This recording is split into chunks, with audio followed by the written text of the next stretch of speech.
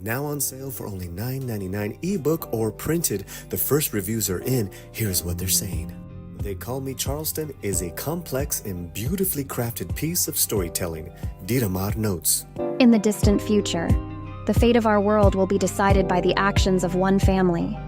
Get yours now. Link is in the chat.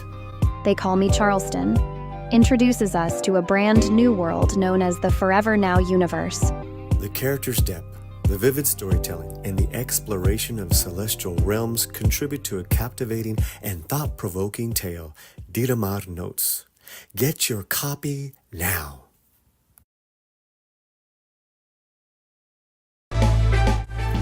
Bienvenidos mi gente and everyone across the world. It's a new edition of our live show, The Week. So much to cover. Selena's Killer Speaks. Melissa Barrera's movie gets a film deal. Scariest movies in India coming up in the theater. Oh my mind, General Ortega up to no good. Plus, Filter has a new weekly panel starting next week with yours truly. We talk about that. And we have some great guests coming up. First, Mexican Express, the creatives, and then the executive producer of the TV series Zorro. That's right, Sergio Pizzolante is with us here on a Zoro crazy stream. Vámonos!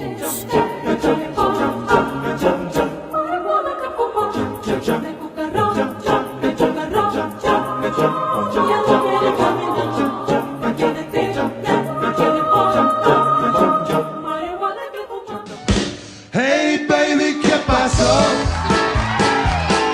Thought I was your only vato. Hey baby, ¿qué pasó? Won't you give me un beso? Mi esposa ya se fue a Tamaulipas y por eso lloro.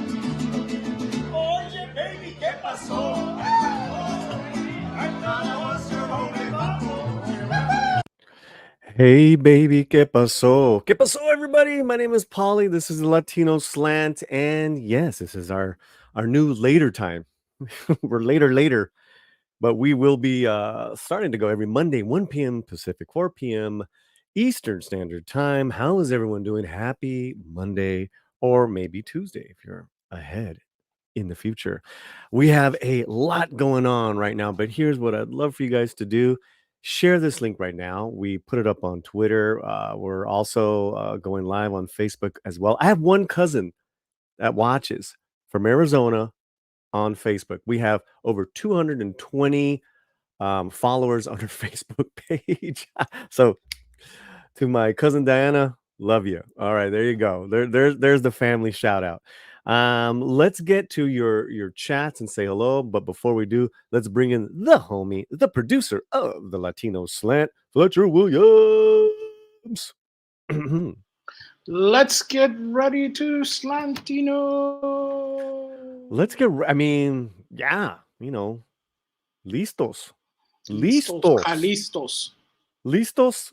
I got a t-shirt. How LA am I? Look at this. A t-shirt, Yes. a scarf, and a pinche hat, dude. I mean, That's it. So LA, I say.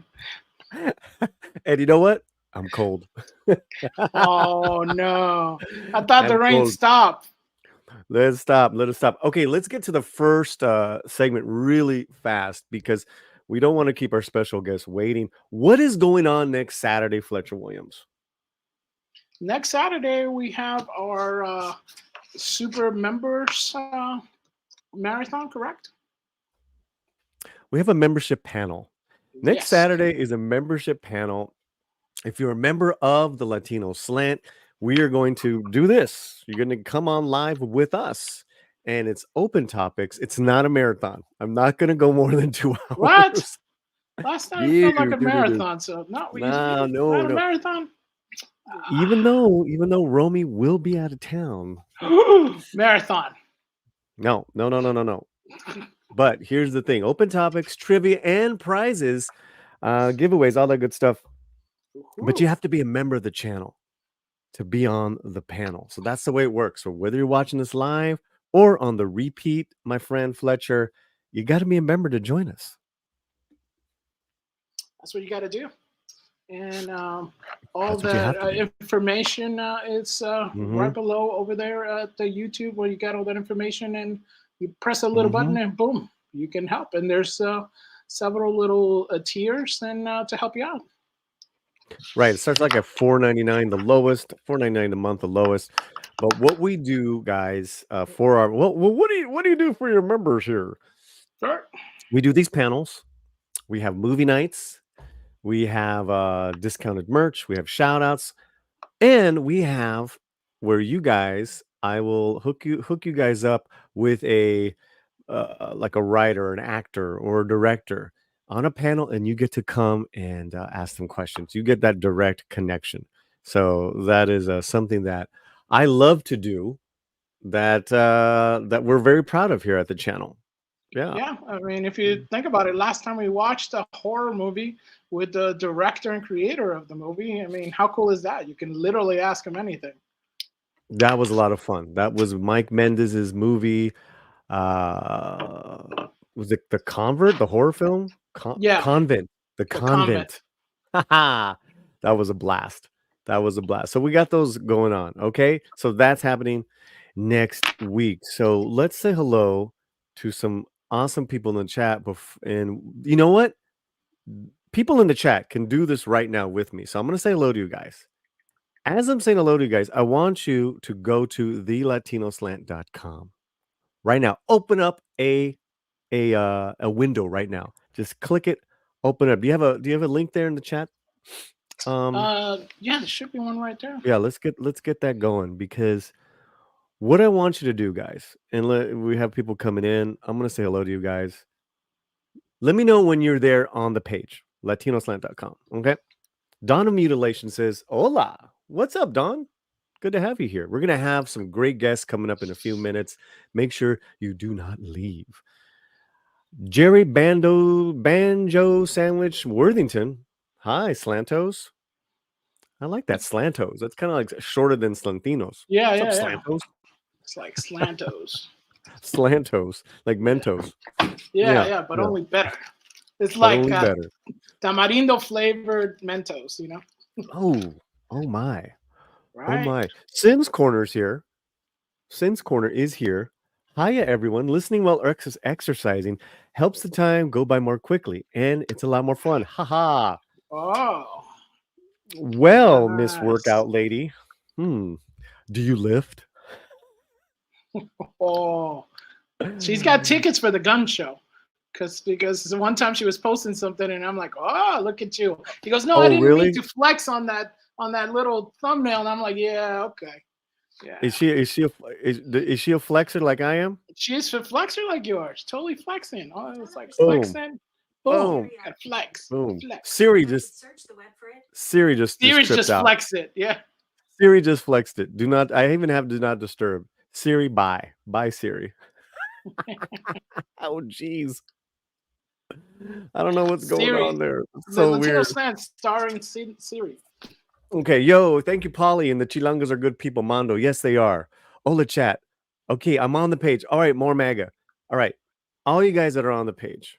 Okay, here's what I want you guys to do. Now, let me. Did I write? Did I? It's very simple. I want you to put your email in the box. A window's going to open. It's going to say subscribe now. Subscribe now to our newsletter. It's free. It's free, and that's it. No one's going to be selling your emails and all that stuff. It's free. So do that right now. How about that? That's it. That's what I want you to do. Go. Who's ever. How many people you have in the chat? We got what, like 15 and counting. Hi, Penny. Go right now and do that. It's very simple. It's very easy. It's easy to do. It's so easy to do. Even It is everybody very can easy do to it. do. And you get, okay, so right now we're doing a weekly newsletter on the latinoslant.com. I got a new article coming out on, we have it on the Goya's award shows.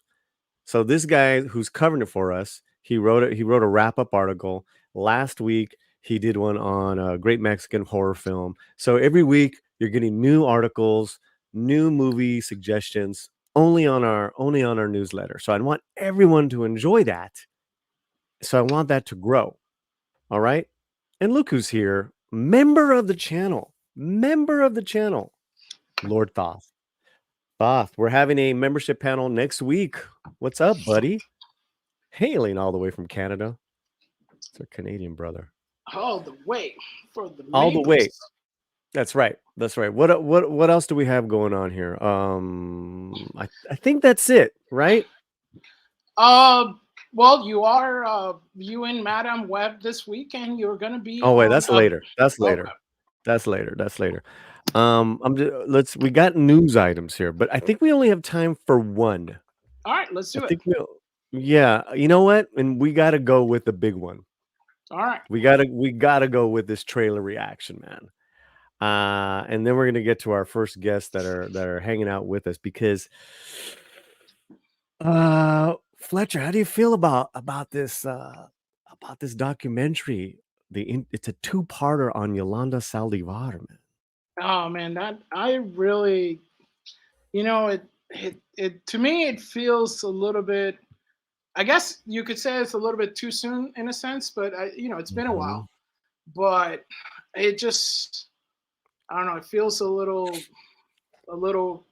dark, I guess, in my sense. And I know that this like the big thing right now is the true crime stuff, but this one, I guess it hits so hard in a sense because with those things you kind of feel like, well, my cousin wasn't stuffed into a refrigerator. You know what I mean?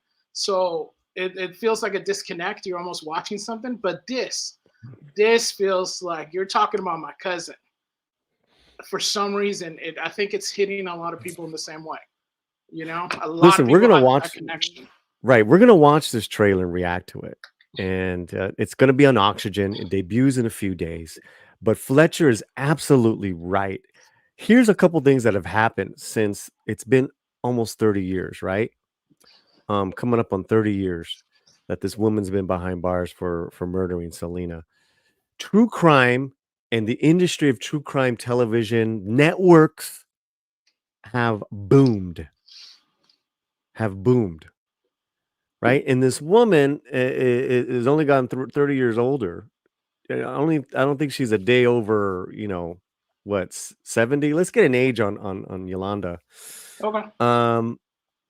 And in those 30 years now, you've had a movie, a limited television series, greatest hits, songs released from the Selena family for the entire world to have really become endeared to Selena. Because if you were in Mexico, we're in Texas, you really, and then Latin America, you really weren't connected back then to Selena's music, I wasn't, and I was in LA. You know what I mean? So what are your thoughts there, Fletcher? No, I agree. She's 63 right now. Oh my Yeah, God, she's fairly so young. And the fact that she could be getting out and this might, we don't know how this is going to paint her.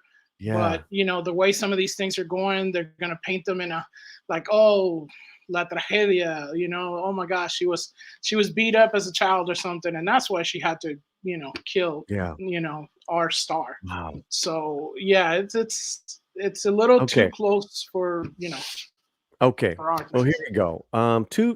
Two-part limited series features interviews with the Tejano singer's killer, Yolanda Saldivar. Let's can you see this? Is this big now? Can you see that? Yeah. Okay, here we go. Unbelievably tragic news today. Selena is dead. Police say she was gunned down in a Texas motel by a fan. Yolanda Saldivar. An artist killed by their fan club president? This is like, come on. This doesn't happen. Family members say Saldivar was embezzling money from the fan club and that Selena was shot while trying to fire the woman. Yolanda Saldivar killed Selena intentionally and knowingly. What the public's been told isn't exactly what happened in reality. All these years, Yolanda saying the same thing. I didn't mean to do it. It was an accident. Is there more to the story than I know? Hell yes. As long as the person at the center of all this, I mean, she's still around. You got anything to say? After so many years, I think it's time to set the story straight. My family gathered the evidence, showed different versions of what was going on.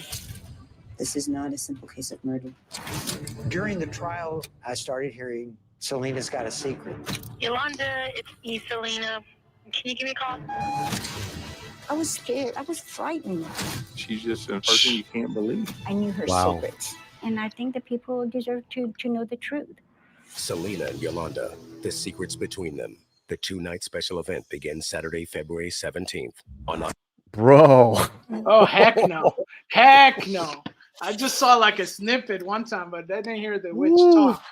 And I'm like, oh my gosh. Whoa. Forget about the Wicked trailer. This is the Wicked trailer, the true Wicked trailer. Okay, Wow. hold on. Okay, hold on. All right. Let's assume that this woman is absolutely bonkers, and we shouldn't, and we're going by, that she's still alive and Selena's dead. And I think she even shot her in the back, if I'm not mistaken. Like, it was really gruesome. Yeah. Really gruesome. But that being said, this trailer, now I want to see it. Now I want to see it. I know, guys. I know. Let me know what you guys think. Oh, jeez. Woo. I don't know. To me, it's too soon, too ghoulish. But it's not. It's 30 years. It's 30 years. Also, it doesn't feel like 30 years. That's the thing. I don't think for the community. And it's her family gathering all this info, so it's just not this loca, mouthing off from prison. But also too, there's a lot of other people are still alive. Chris Perez, the ex, the husband, the widower, the Quintanilla family. Now, the most salacious thing I ever heard back in the day was that Selena had gotten plastic surgery and all that kind of stuff. Yeah. Ay, Dios, por Dios. I'm gonna take this off because this is scary. Yeah, it's already. That's it. What do you guys sign think? Of the cross. Forget it. Yeah. That's good. What do you guys think? Let us know in the comments below. But let's hear from the audience what they think right now, the live audience, and then we're gonna get to our first guest. Everyone's ready here. We got the Esparza. Is it Esparza or Estrada? Did I get that right or wrong? Put that in, Danny. Put that in the. I don't want to announce them. the Estrada brothers. No, it's the Esparza brothers. Okay, my bad. Hey, what do you want from me? What do you want? I'm gonna be nice to the Esparza brothers and have a nice conversation. Right now, though, let's go to the chat. I think the chat is popping off. Hey, guys, do us a favor too. There's a great way to help this channel out. And what is that way there, Mr. Fletcher? You can send us a super chat, but we also love and we delight in receiving a PayPal because that cuts out the middleman and we receive more funds for your goods. That's right. Yeah, it really does, guys. We can use any dollars. Okay, here we go. That broke my heart. Had her music, loved it.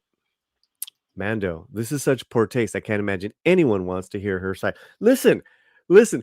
You know what? You are right, but this is show business. They just greenlit a Menendez Brothers mini limited series starring ¿cómo se llama? What's his name? Javier Bardem to go on Netflix. I mean, that's gross letting her speak. I'm going to want to hear from the producers after all this. Like, vergüenza. Julissa Witzel, she's awful. A member of the channel. Hello, Julissa. Good to have you here. Gosh, 30 years. I still remember that day it happened, she says. Yeah. Oh my gosh, yes. Wow. That was like I can tell you, it was like a family member passed away. That's the thing. It's like I get it. I think the culture thing. It's like this is our cousin. Your cousin just. It was like no way, man. No way. Who knows what craziness is going to come out of Yolanda and her family's mouth? What receipts are they going to have? That's what's so weird. That's what's so weird. What's up, girl? Rosa Para is hanging out with us. You know, we did have an earthquake last week, and she works in a high rise, so they felt it. They felt it shake, rattle, and roll. Oh wow. You know, definitely. But it's good to have you here. It's good to have everyone here. Keely Chow, Michael Nellis, Sander Hammerslag, Keely Chow, Mormaga, ¿qué más? Some beautiful people hanging out with us, members and all that good stuff down in Mutilation. 25 people live in the chat. Penny's here, and you can share the link on all that good stuff. Okay, are we ready to rock? Are we ready to move on? Let's put some nitro in it. Wait a minute. I gotta hold on. Before we do the intro, I gotta respell their last name. Oh my god. Here we go. Oh, I know. it's all right. Yeah. It is all right. Fletcher, I'm gonna see you in a few minutes, okay? All right. All right, be in the chat. Get people to super chat. All right. Do it. Okay, our first guests are from the documentary The Mexican Express. I saw this last summer on Amazon and was been in contact with the director, Danny Miguel. Really, really well done documentary, not only on the life of these two brothers and what they've been through growing up in Long Beach and then throughout the decades, but also too, it's a great roadmap on some of the history of how Los Angeles came to be in certain parts of our metropolitan. And then you have the race cars. Then you have interviews with all these different types of wonderful people. Let's bring on now the director, and then soon we're going to bring on the Esparza brothers. We're here joined by Danny Miguel, who's in shadow. You've been here for. Don't you got a light, hombre? Right here. There's a light right here. Natural light. You got backlight. Yeah. You got backlight. What's up, Danny? How you doing, brother? I'm pretty good, man. It's good to see you, man. It's been since the Blue Beetle screening, right? Since the Blue Beetle screening. Yeah. So since then, you've had speaking of screenings, you were able to have this screen on the big screen at a few different places. How did that go? What's the reaction been since then? And yeah, let's kick it off from there. Excuse me. Thanks to the Long Beach Library, the main Long Beach Library representative, Angela Scott. She had us screen at the main library as our debut one. Fantastic reaction there. It was a nice crowd. And then about a month and a half later, by surprise, we were able to get a second screening at another library, kind of near the Long Beach Airport, Ruth Bach Library, and it was a nice way to kick off the end of November. Yeah, it was a nice turnout. That one, the one that made it different was it had more of like the family was there, all of like Fred's daughters, Rosalie was there, so that was more. It had this kind of intimate feel this time. They all showed up, and we were able to see Fred after the screening. He showed up after, but it's good to see him after the screening. Going, we had some drinks after, but yeah, they were successful, and I believe we're just getting started.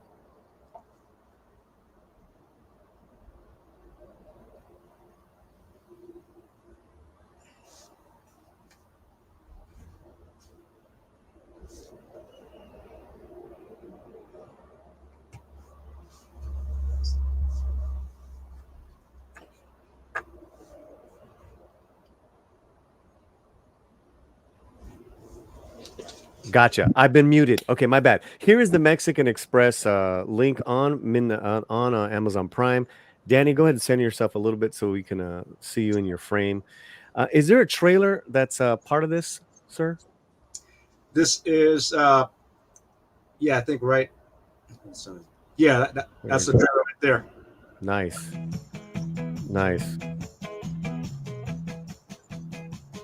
So this is a really well done trailer, man. I mean, the whole thing's very well done, Danny. What has your been reaction besides the family members? Pretty good reaction from everybody, from the drag racing community to people who grew up in the West Side, to people who love cars, classic cars. So a little bit of everybody. I get a little good reaction. Yeah. I dug it, and of course I saw the whole thing. Right on, brother. Right on. So before we bring them on, is there anything else you wanna say, sir? As far as this production, as far as maybe why Mexican Express? And then we'll bring on the Esparza brothers. Why the Mexican Express? I believe this was a project that found me thanks to a good friend, Ed Moy. We were originally planning to co-direct this thing together, and somewhere down the line, Ed Moy gave me the limelight. Hey, man, you're the director now, and I know how to respond to that. But I kind of thought about it, with an informed decision, like, all right, yeah, I'll take the reign. I mean, we're still halfway into production, and so let me make it the way I want it to make. And so what I realized, Paulie, and for all our listeners, is it's one of those projects that it's just kind of found me versus the other way around. And when something like that happens, especially a story that takes place in the neighborhood that you grew up with since 1983, it's like, yeah, I'll make this the best it can be. You know, it's kind of like, thank you to everyone involved in it. And, the journey for me was telling the brothers' journey behind the camera. And the benefit is what you see on the screen. And hope you guys enjoy the ride.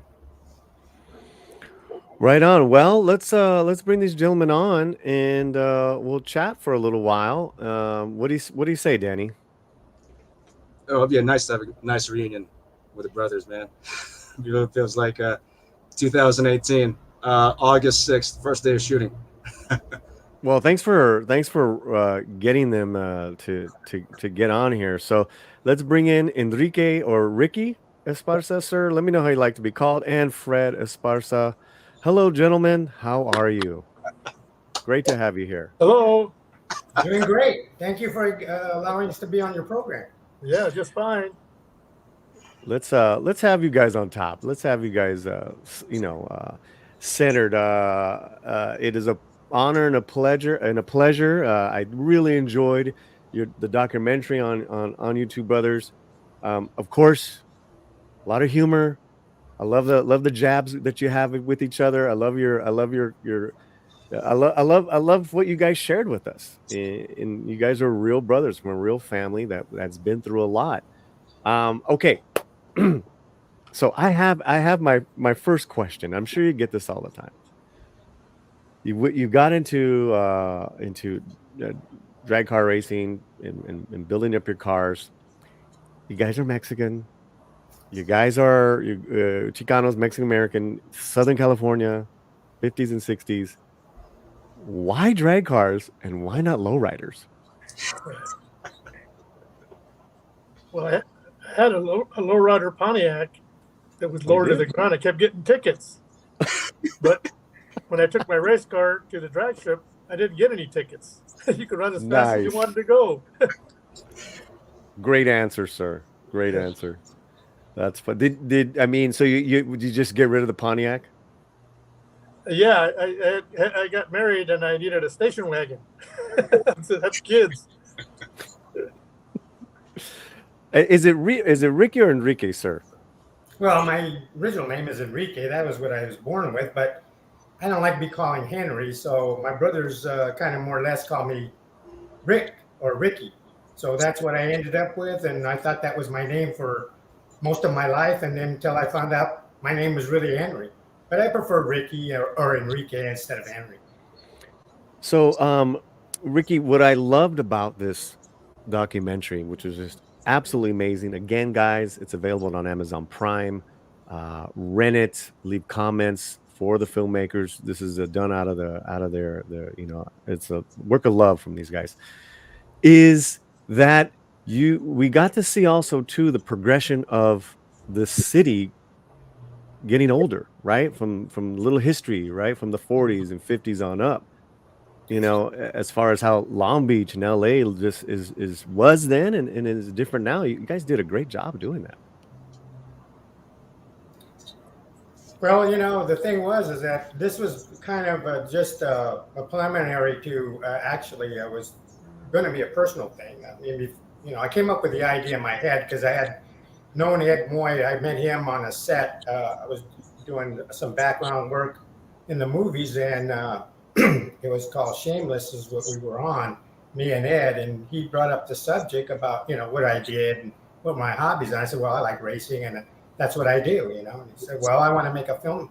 He had done some documentaries before that, and it ended up that, he wanted to do a film about racing. So I said, okay, well, come on board. And the first one we did was the Troublemaker, and that was a few altered that I was doing engine work and consulting on.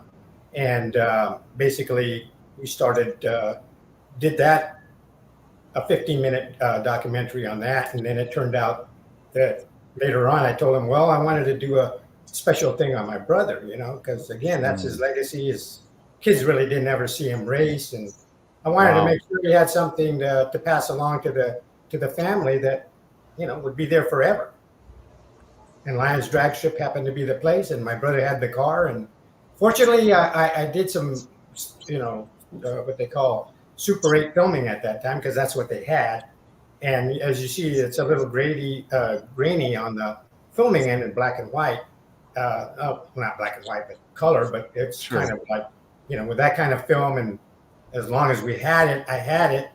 That was the only thing that we had, because my brother didn't have the car anymore. He had sold it when he got married.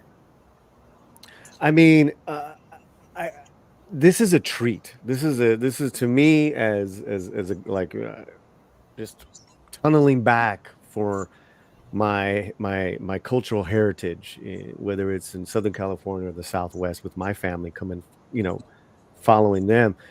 To see this guy, to see this gentleman, is such a treat. I think I can only imagine how your family must feel, and your grandkids. I mean, it's so wonderful too how strong your family and how important they were into this story. So, just as a fellow, Mexican American Chicano, thank you, because it's like, I know one of the brothers, one of you guys would get in trouble as you were young, and then the other one was like trying to pull him out of that. Yeah. Unfortunately, that was me, but my brother did a great job. I mean, he put me on the right path to, not getting in trouble, doing something positive. And racing was that for both of us. I mean, Fred was kind of like fearless, and here he gets in this car, and he puts his heart in it, and he drove it, and he experienced it all. I was a little bit on the other side of kind of like, wow, I'm his kid brother, but I had an opportunity to help him and try to find out what drag racing was really all about, because at that time we were spectators first, and then now we're racers, and all of a sudden we were nobody, and now we're somebody. Okay, so here's this is another thrilling thing, was the Lions drag race, drag strip, which is no longer, even though, I guess there's there's remnants of it as far as the blocks and the entrances. This was a place where was your refuge, if I could say that, from the other parts of Long Beach. How many? I'm just curious. Were you guys the only raza that would go and race at that time, or would more people show up? Oh God. I think it was kind of like, well, Fred, had friends that were racing from San Diego with their gassers and stuff, would come out to Lions Drag Strip. Who was that guy's name, Fred? You remember him? Was it the Salcido brothers out of Tijuana that came out here? The Lions Drag Strip, remember? Wow. And so there were other Latinos, but again, for us, we didn't care. We just wanted to be out there doing something that my brother thought he could do, and we did it. And again, we got a lot of response from, a lot of the spectators there that were watching it, when a lot of them were Latinos, Sure, sure. No, that's great.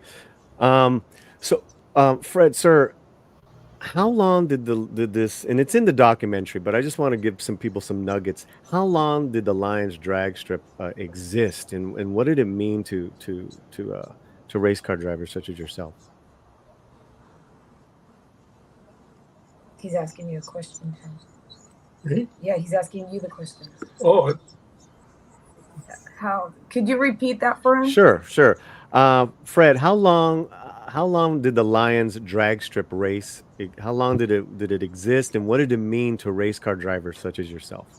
well, the Lions drag strip was near homes of these mothers that their sons had been killed in the war, and all the noise was beginning to upset them. They didn't get real angry about it, but they wanted their rest. And then we were they were near the end of the track, and it wasn't long after a few years of racing that they decided they were going to move the track and put it somewhere else, which they did. They put a track at the harbor. We raced there for a few times, but there was other tracks that came about, Irwindale and a couple in San Diego, and we had to go all the way down there to race, and it made it a little bit harder to get around, but it wasn't that bad. Yeah, Lions was around from about the early 50s to it ended in 72 when they had the last drag race. So it wasn't that long, but there was a lot that happened there. The people that came through, and you got some of those people to be interviewed on your documentary. Some national figures. That was pretty cool. I like seeing that. And that's not really a question. I'm just kind of just talking to you guys. Yeah, well, Kenny Youngblood was a friend of mine. I through racing, after my brother had sold his car, I decided to, make a big move, but just had to, get the money and everything, and got into professional racing and partnered up with some people. But that's how you meet all these different celebrities in drag racing. All of the greats in there, and when you're participating, you might be, a millionaire racer, and then you got the other racers that don't have that kind of money, but they also, love racing, so they put their heart in it and everything they got into it, and again, you get to meet these people. But Kenny, I met through another friend of mine who I worked at Sig Urson Camps when I first was getting in, after I got involved with my brother, and he introduced me to Kenny when they had the Invader funny car, and that was at Lions Drag Strip. So I was among a lot of people there and was able to, make friends and associations, so that when I got into it, I was pretty familiar with everybody. Danny, I mean, this is amazing, And again, I encourage all my audience, whether you're watching this live or in the repeat, to go and check out Mexican Express. You can watch it now on Amazon Prime. I think you can rent it for a few bucks. It is money well worth spent, more than anything that Hollywood is putting out right now, unfortunately. But fortunately for you, Danny, you have these two gentlemen as great, subjects, to follow, which you did. Then you had the other interviews that we were talking about with Mr. Youngblood, but then you had all this archive footage. Tell me what was the challenge to put a story together that was cohesive and that was digestible? Because I was entertained and I got educated on my own city at the same time, Danny. Oh, thank you. Thanks, Paulie. The challenge was just able to find the archive footage. There were several departments. There was like the old Long Beach, where I had to find like online. I think I got lucky on Cal State Long Beach, Dominguez. They had photos of West Long Beach, and I couldn't even find that in Long Beach archive. I had to go to Cal State Dominguez online for that. And then we have footage from the Lions drag, which the Lions drag strip is like a second character in the film. I was able to go on some Facebook pages, reach out to the admins, and they were really nice enough to lend some photos, as well as the footage that takes place in Act 3 of the film, which was I was thankful. I almost forgot to put footage of Lions. Thankfully, a consultant said, "Hey, you need to add this. You need to add some footage, not just photos, but footage." And then thankfully we have the Esparza brothers had archives of them growing up Yeah.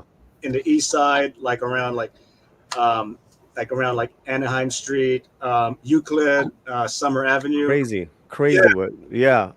I mean, that was just gold to see little Esparza brothers running around. Really. And again, I'm gonna say this. It just reminds me of my grandfather, and my grandmother's generation back in Phoenix, seeing all that old, because we have all that footage. I don't know what it is with Mexicans recording and getting the black and whites, but hey, God bless. Yeah. Who got the what did you say it was filmed on high 8 or what did you who got that camera? Who was able to get that Oh, camera? it was on Super 8 at that time. Cameras in the early '60s and '70s were they were they weren't like the ones that we have sophisticated cameras you got now on your phones and all that.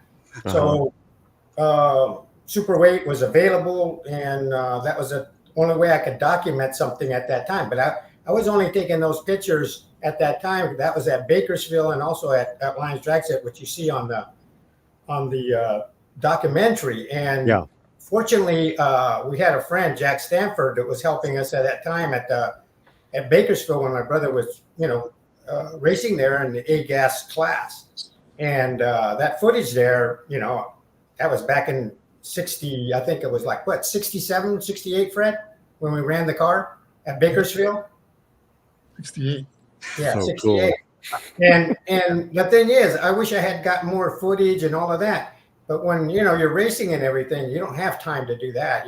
We're just thinking about racing and running the car. So I was glad that I made that mistake and got that footage on, because I was fortunate to find a couple of people that had some pictures of the car in its earliest time before it was even lettered. And that helped a lot. So, I'm still out there searching, and I want to find the car because I would like to purchase it and give it back to my brother.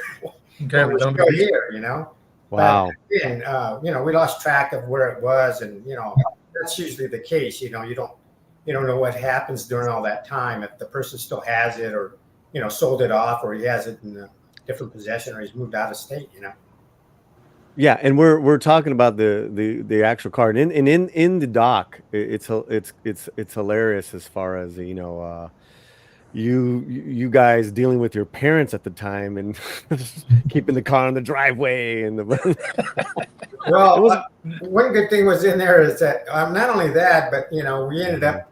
My father wasn't really into drag racing. He just wanted us to be out of trouble. But when we got into drag racing, it seemed to be a problem for him, because one time Fred says, "Hey, we need to get the engine on the jack stand." And he says, "How are we going to?" I asked him, I said, "How are we going to do this?" He said, "Well, we're going to use the patio, and we're going to drill a hole in the main beam. And we're going to put a chain through it, and we're going to hoist that engine up onto the jack stand, and then we're going to put it in the den." And I said, "Fred, don't you think Dad's going to be upset?" He goes, "What? We're going to do this." So we put it in there, and my mom was okay with it, as long as we didn't, put oil on the ground or anything. But my dad was furious when he came home. He said, "What are you guys doing to the house? You're tearing it apart." And and I said, "Well, Dad, we're just racing, And Fred says, "Yeah, we're racing. We're putting this thing together. We're going to put it on the track." Yeah. So, but that was kind of the fun part about it, and the things that we had to go through with my father. But hey, they were great parents to us. So. Absolutely. Absolutely. Yeah, that car is. I mean, we need more parents like your parents nowadays. That's what I say. And I was kind of happy that I found all these pictures, because again, love it. in Mexican culture, you keep 1,000 pictures no matter how old they are. You just pass them on to the next generation to tell the story of your family. That's right. Danny, I mean, these gentlemen are absolute historical treasures. And from touching my heart to just wowing me with the history of LA. I mean, even now, just you got to be on cloud 9, Danny. Yeah, I thought I think you're asking one of my challenges putting the archive together. I want to answer that question. The challenge when I was finally say this was going to be the final cut, when I was like 6 months from that, I had to find something that was missing. And okay, great. I got great footage of the racing, Long Beach. The first time you might see West Long Beach on archive. But I think it was missing something. Okay, and it was, and I found out it was missing. It was missing that poetry. Before it was a final cut, it was missing the poetry of the brothers looking at locations, reflecting on landmarks that are not there anymore, owning these memories of what's not there anymore. So thankfully I was able to find that in the editing process, because making a documentary, it might be a little more unlike an actual like movie with like script and actors. You're making the movie after the fact, after you're shooting it. So you're discovering new things in the process, and you hope those light bulbs come up at the right time, and you take advantage of that momentum. And I'm glad I was able to find, I believe I found, if I was successful in conveying to the audience, I believe I found the reflection, the poetry, and the brothers reflecting on the landmarks that are not there anymore. And especially the race car, which is like the main character. Holly, I would like to add something. Yes, sir. If I may. It made it a lot easier for me because, again, I didn't know Danny as well as I knew Ed. But the thing is that Ed was logistically too far away to actually do the film because he lived in the San Francisco area. So it was going to be difficult for him. But when he turned me on to Danny, what hit me was really great was that he was from the West Side, just like me. Nice. But I was way before him, so he knew a lot about all the areas, and we talked about it. So we had a good relationship that way. So it made it real easy, and he was part of our family at that point. Man, I love it. And this is we're all talking about also too, LA car culture, Los Angeles Mexican American culture, and and then let's finally say an American story, because you gentlemen been through so much. And am I right or am I wrong? One of you gentlemen, I know one of you gentlemen served. Am I mistaken that you actually went to war, or or you just served and came back? 2 years. I just was in for 2 years. Fred served for 2 years, and God bless you. And then you came back to whip Ricky in shape, that you said in the Yeah, if it wasn't for him, I probably would have been in a wrong path. And I thank him a lot for it, because again, that's the other reason that I did the documentary, because it was something that it affected my life. I have a few more minutes with you guys, but I wanted to also, I know that your daughter is there. I do want to pay my respects and thank you so much to your daughter for getting this together, and the daughter must be equally as proud as well. Yes, I'm very proud of my dad. We see you. Oh, you do? There you go. Oh, there's a familia. I love it. Hello, everyone. Hello. And there's Rosalie, my mom. Rosalie is one of the stars of the documentary. On the other side, like what the family would put up as far as like, I like this car. He had confidence. Okay. That was great. Okay, so Fletcher, my producer, is back here with us. He has a question for you guys. Well, thank you so much first for coming on, and you guys being veteranos of in the car racing culture and stuff like that. And you see some youngins growing up. There a lot of the young people right now are not really into things that are wholesome.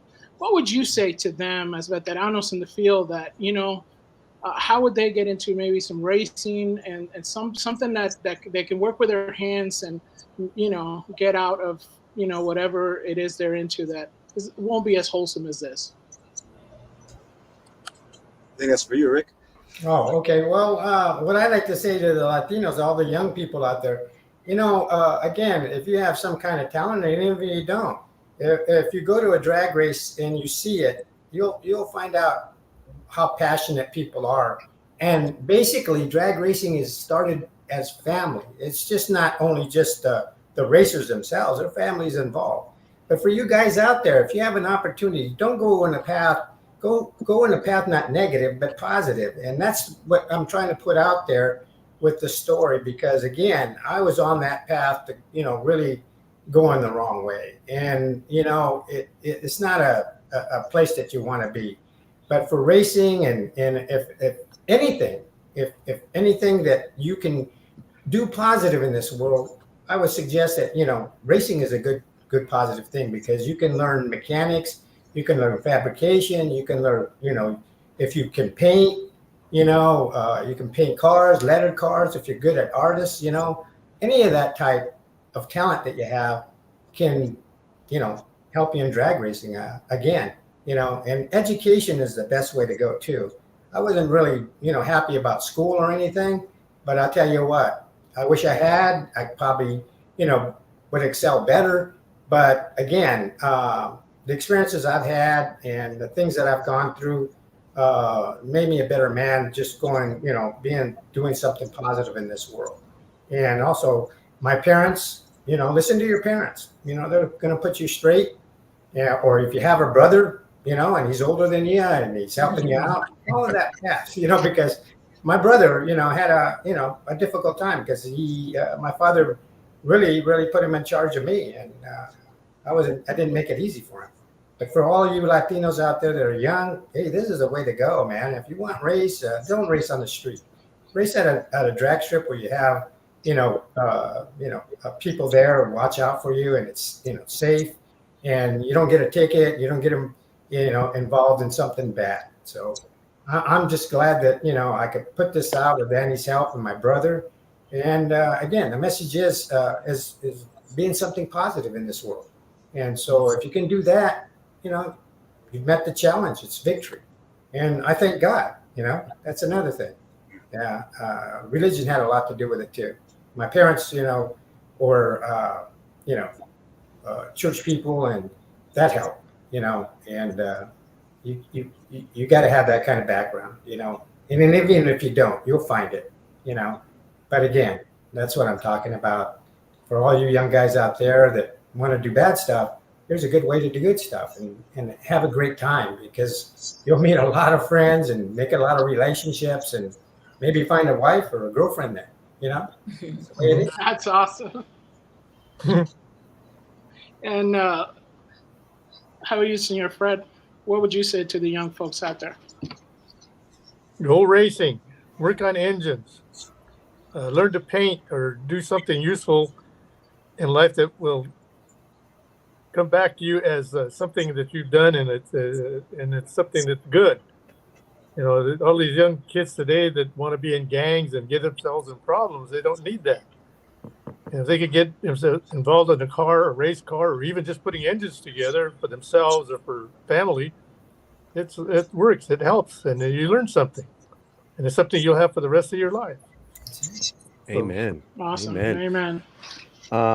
Danny, we do have one question for you, and then we're going to let you guys go. What kind of cameras did you use? We shot on a 2014 mirrorless camera, the Panasonic GH4. That was for like majority of the film. And for the aerial cinematography, we had the one of the DJIs. DJI drones. That was shot by a good one, Damien Apunte of 4th Street Productions. Awesome, dude. Awesome.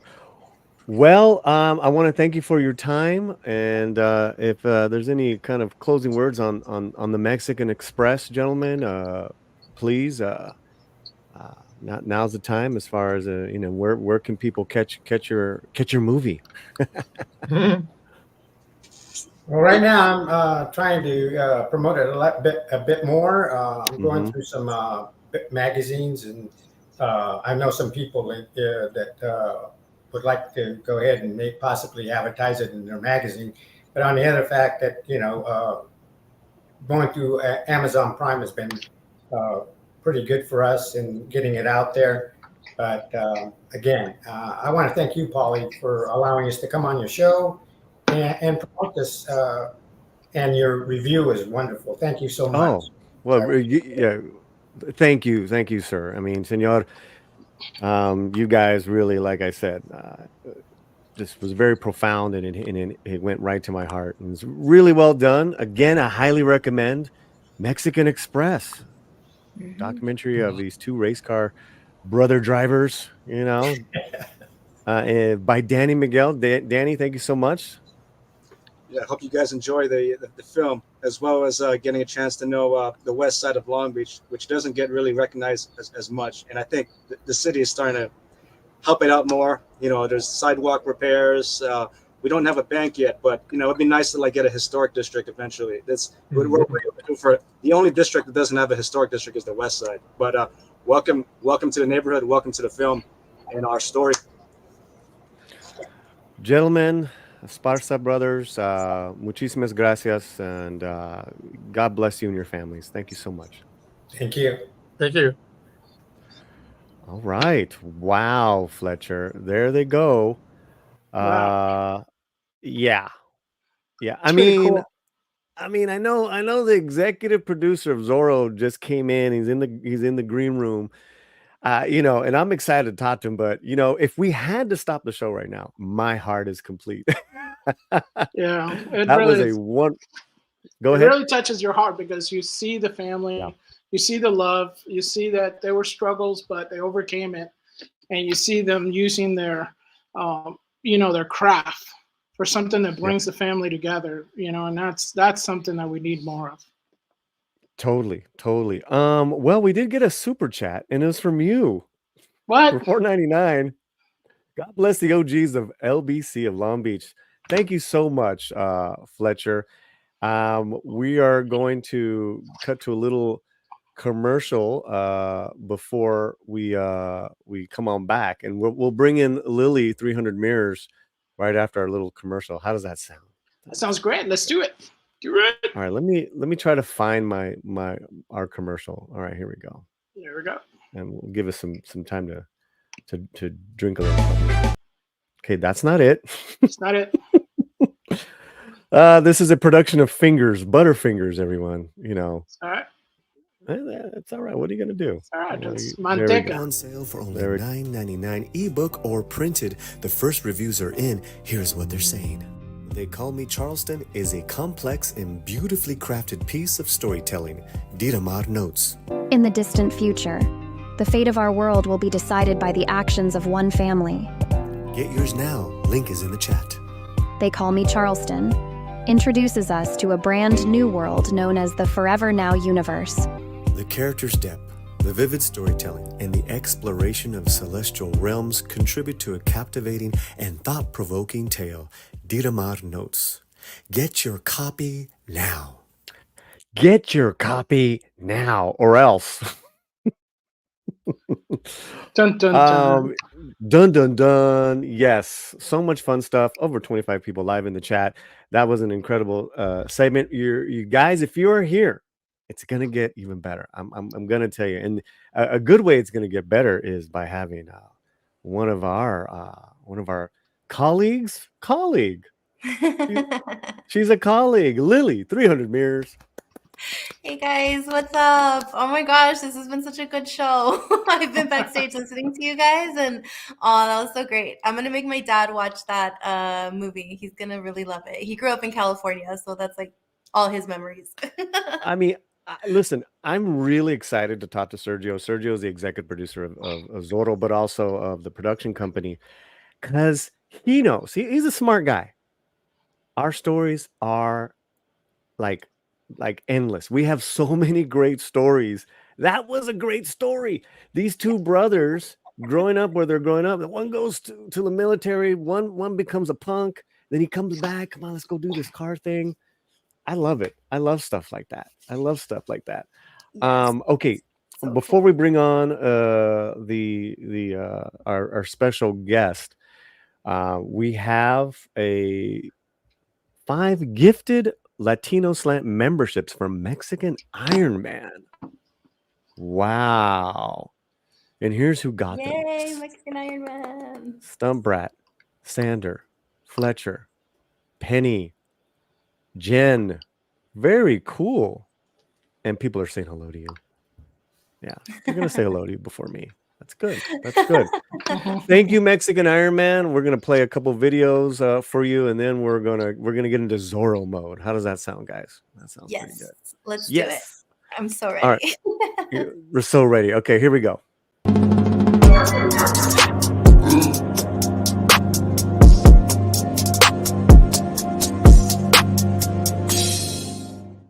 And for all our members and new members, uno más.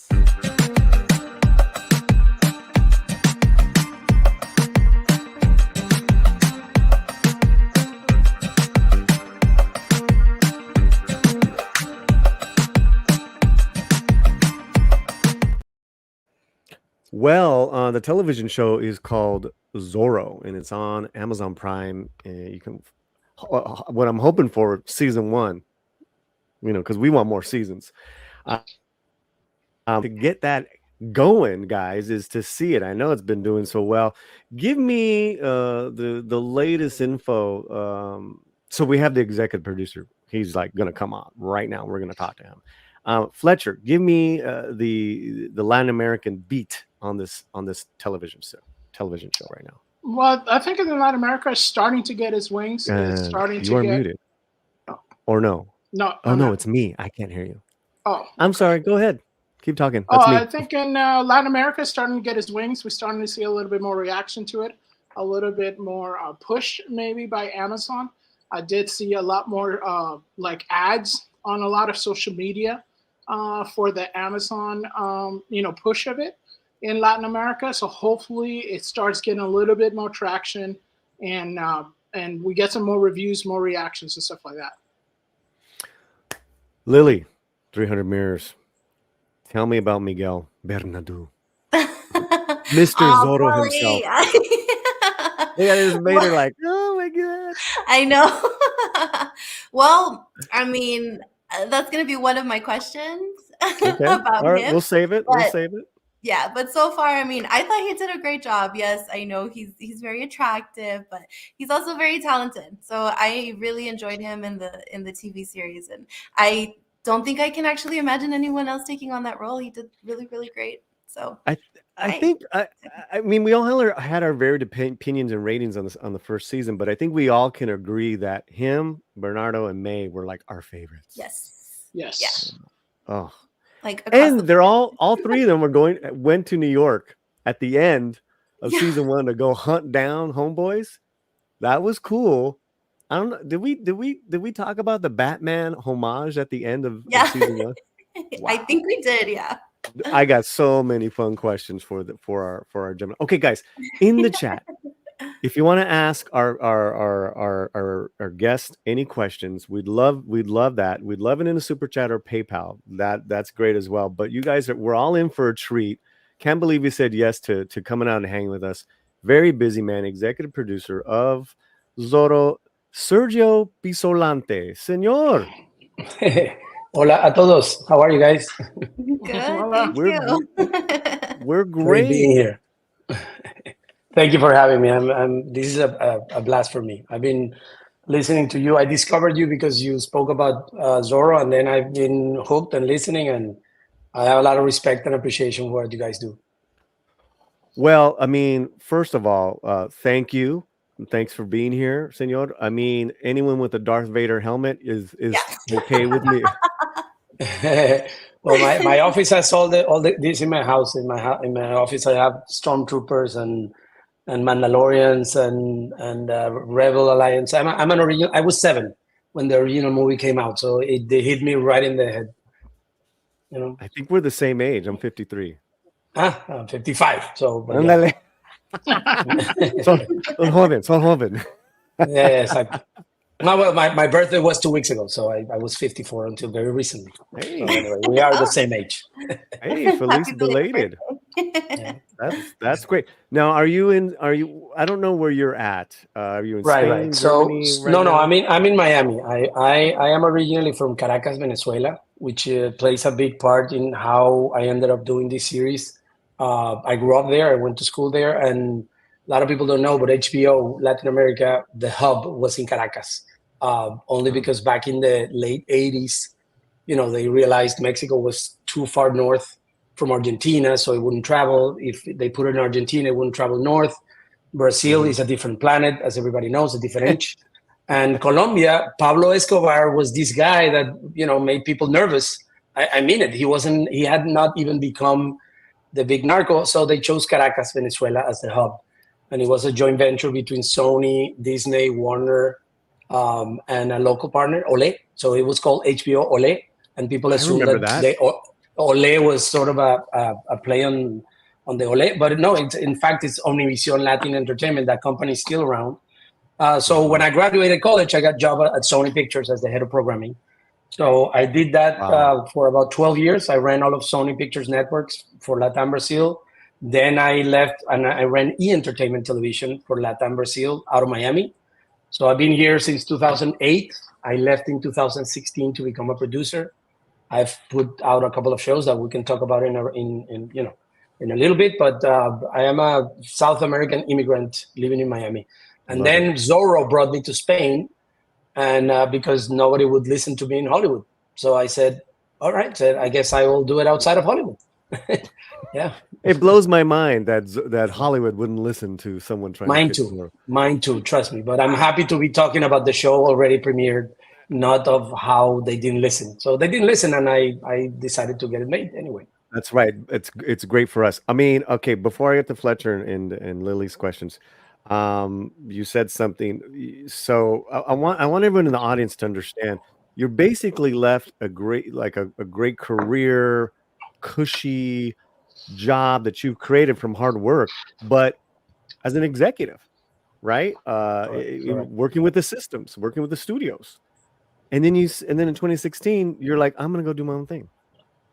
Well, it's a great segue. It's a great segue into our conversation, because the problem for us Latinos, and I remember it was about 6 years ago. I was invited to a diversity panel, and there was this gorgeous African American woman and an Asian woman and myself. And I remember telling one of my bosses from Hollywood, like I felt out of place, like they would ask me like, how so? And I said, well, because it was an African American woman, a Korean woman, and me. And they were like, yeah, right. And I'm like, well, I'm a white guy. And they said, oh no, you're brown. You're very light, but you're still brown. You'll never. And I've had this conversation with a lot of big names in Hollywood that I'm not going to name drop, with Oscars, that they say they still see me, as a lesser person.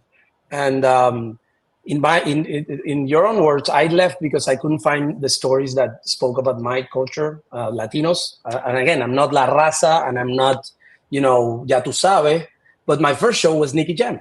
And I was looking for Latin American heroes.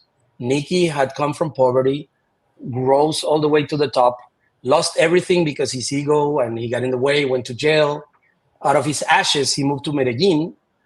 He became a paisarriqueño, as they call him down there.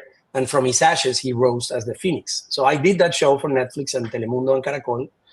And I also did a Maluma documentary, which is on YouTube Premium. It was a thing, YouTube Premium back then.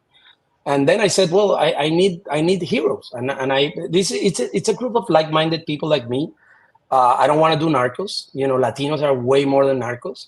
And that's when I said, why not Zorro? We have the greatest superhero of all time, and I mean it. It was a Latino.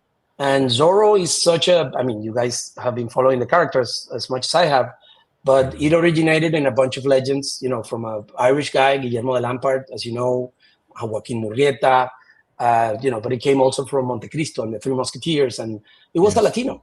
And I said, let's start there. I got the rights. It was really hard. I'm happy to tell you the anecdotes. And then I went to Hollywood. Okay, finally, guys, I have it. I have the greatest super Latin superhero. And they're like, no, Zorro, I'm sorry, but this Caballero, it's been done, Puss in Boots.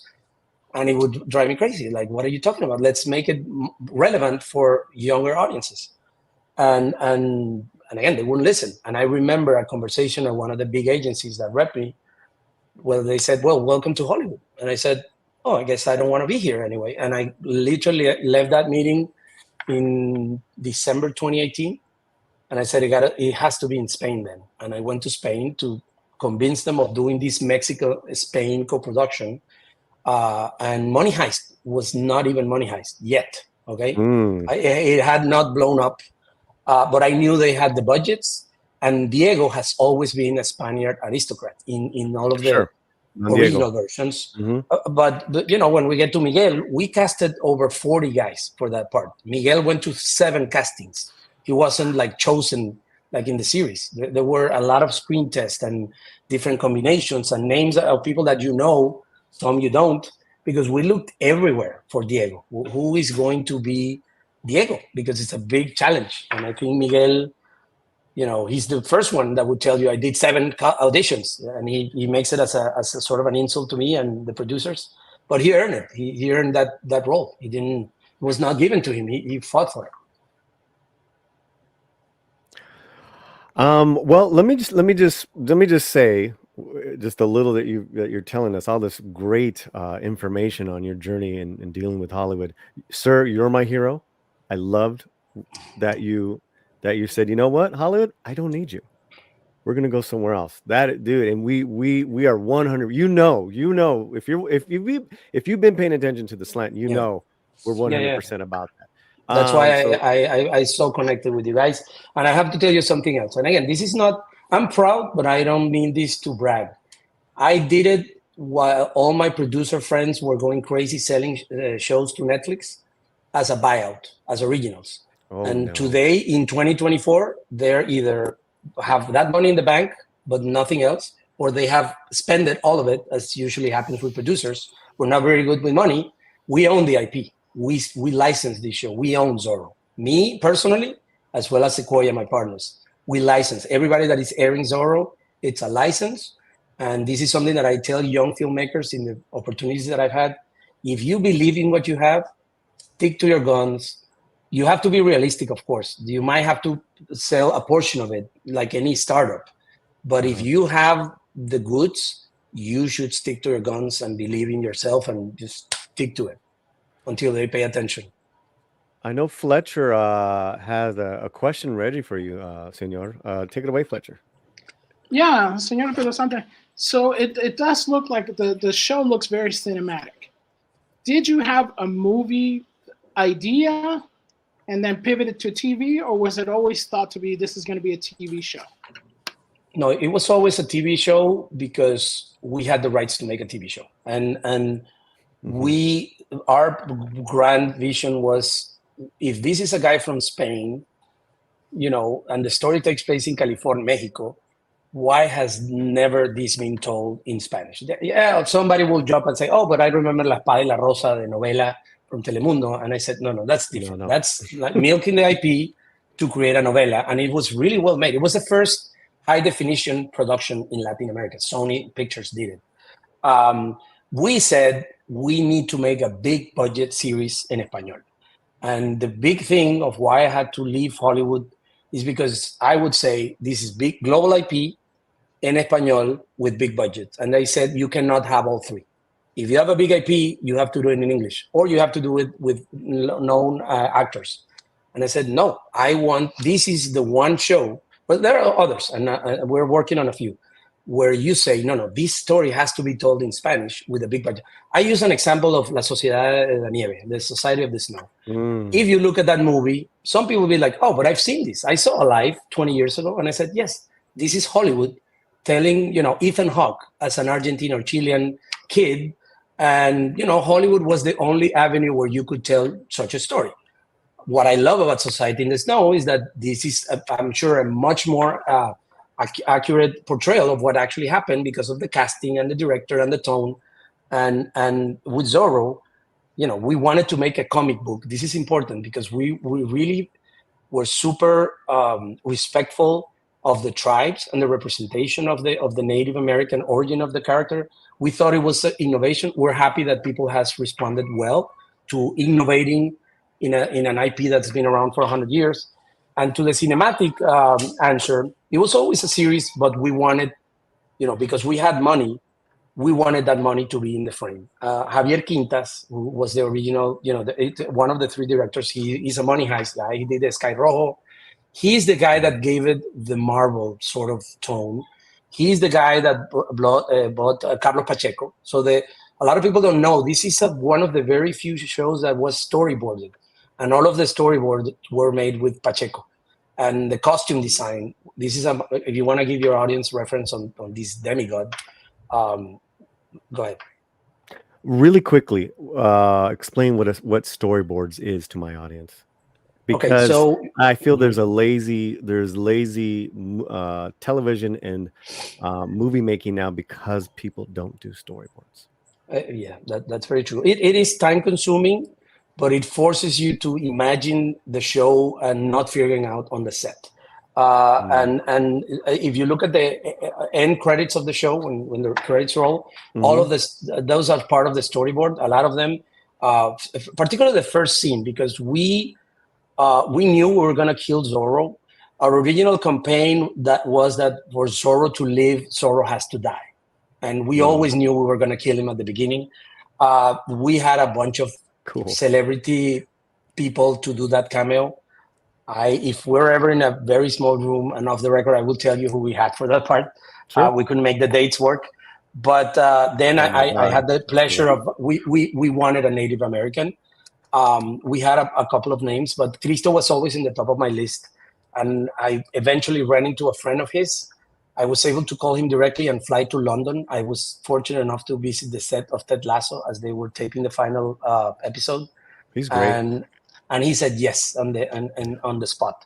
So the storyboard thing is that those first sequences, some of the reason I loved everything that people have said about the show, the good about and the bad. And there is a certain disconnect between the fight sequences of the first episode and the rest of the series. And there's a reason for that. Like any TV series, when you do the pilot, you write, rewrite, and you think you're going to do the show in a certain way. And then you go on set and you start making decisions. And some of the slow motion sequences, when we looked at it, we said, it's great, but I don't think we should overdo it. So we pulled back a little bit away from that. I'll give you an honor. In the original version of our story, Bernardo actually did voiceover. He was the narrator of the show. Ooh, and I know. And he would, for example, Diego would look at him and say, Bernardo, should I do it?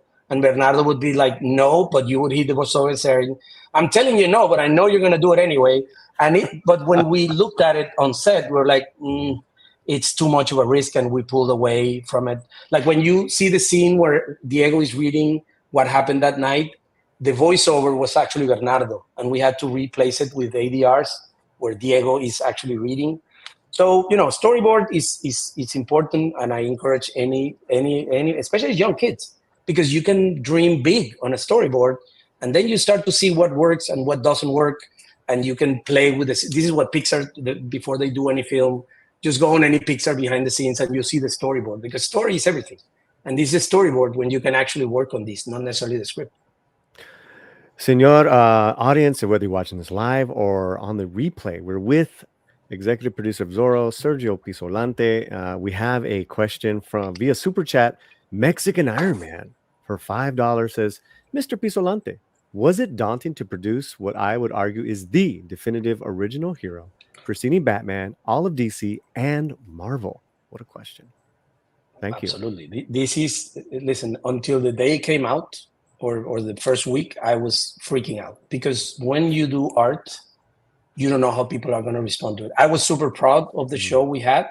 We premiered it for industry clients in October in Cannes, France, which was one of the highlights of my career, because we premiered the Palais, and the response was phenomenal. But I guess it's true for viewers as well. A lot of the executives told me after the screening that before the lights went off, they thought, and this is something I heard a lot of times, people thinking, oh, I hope he's good because I love Zorro.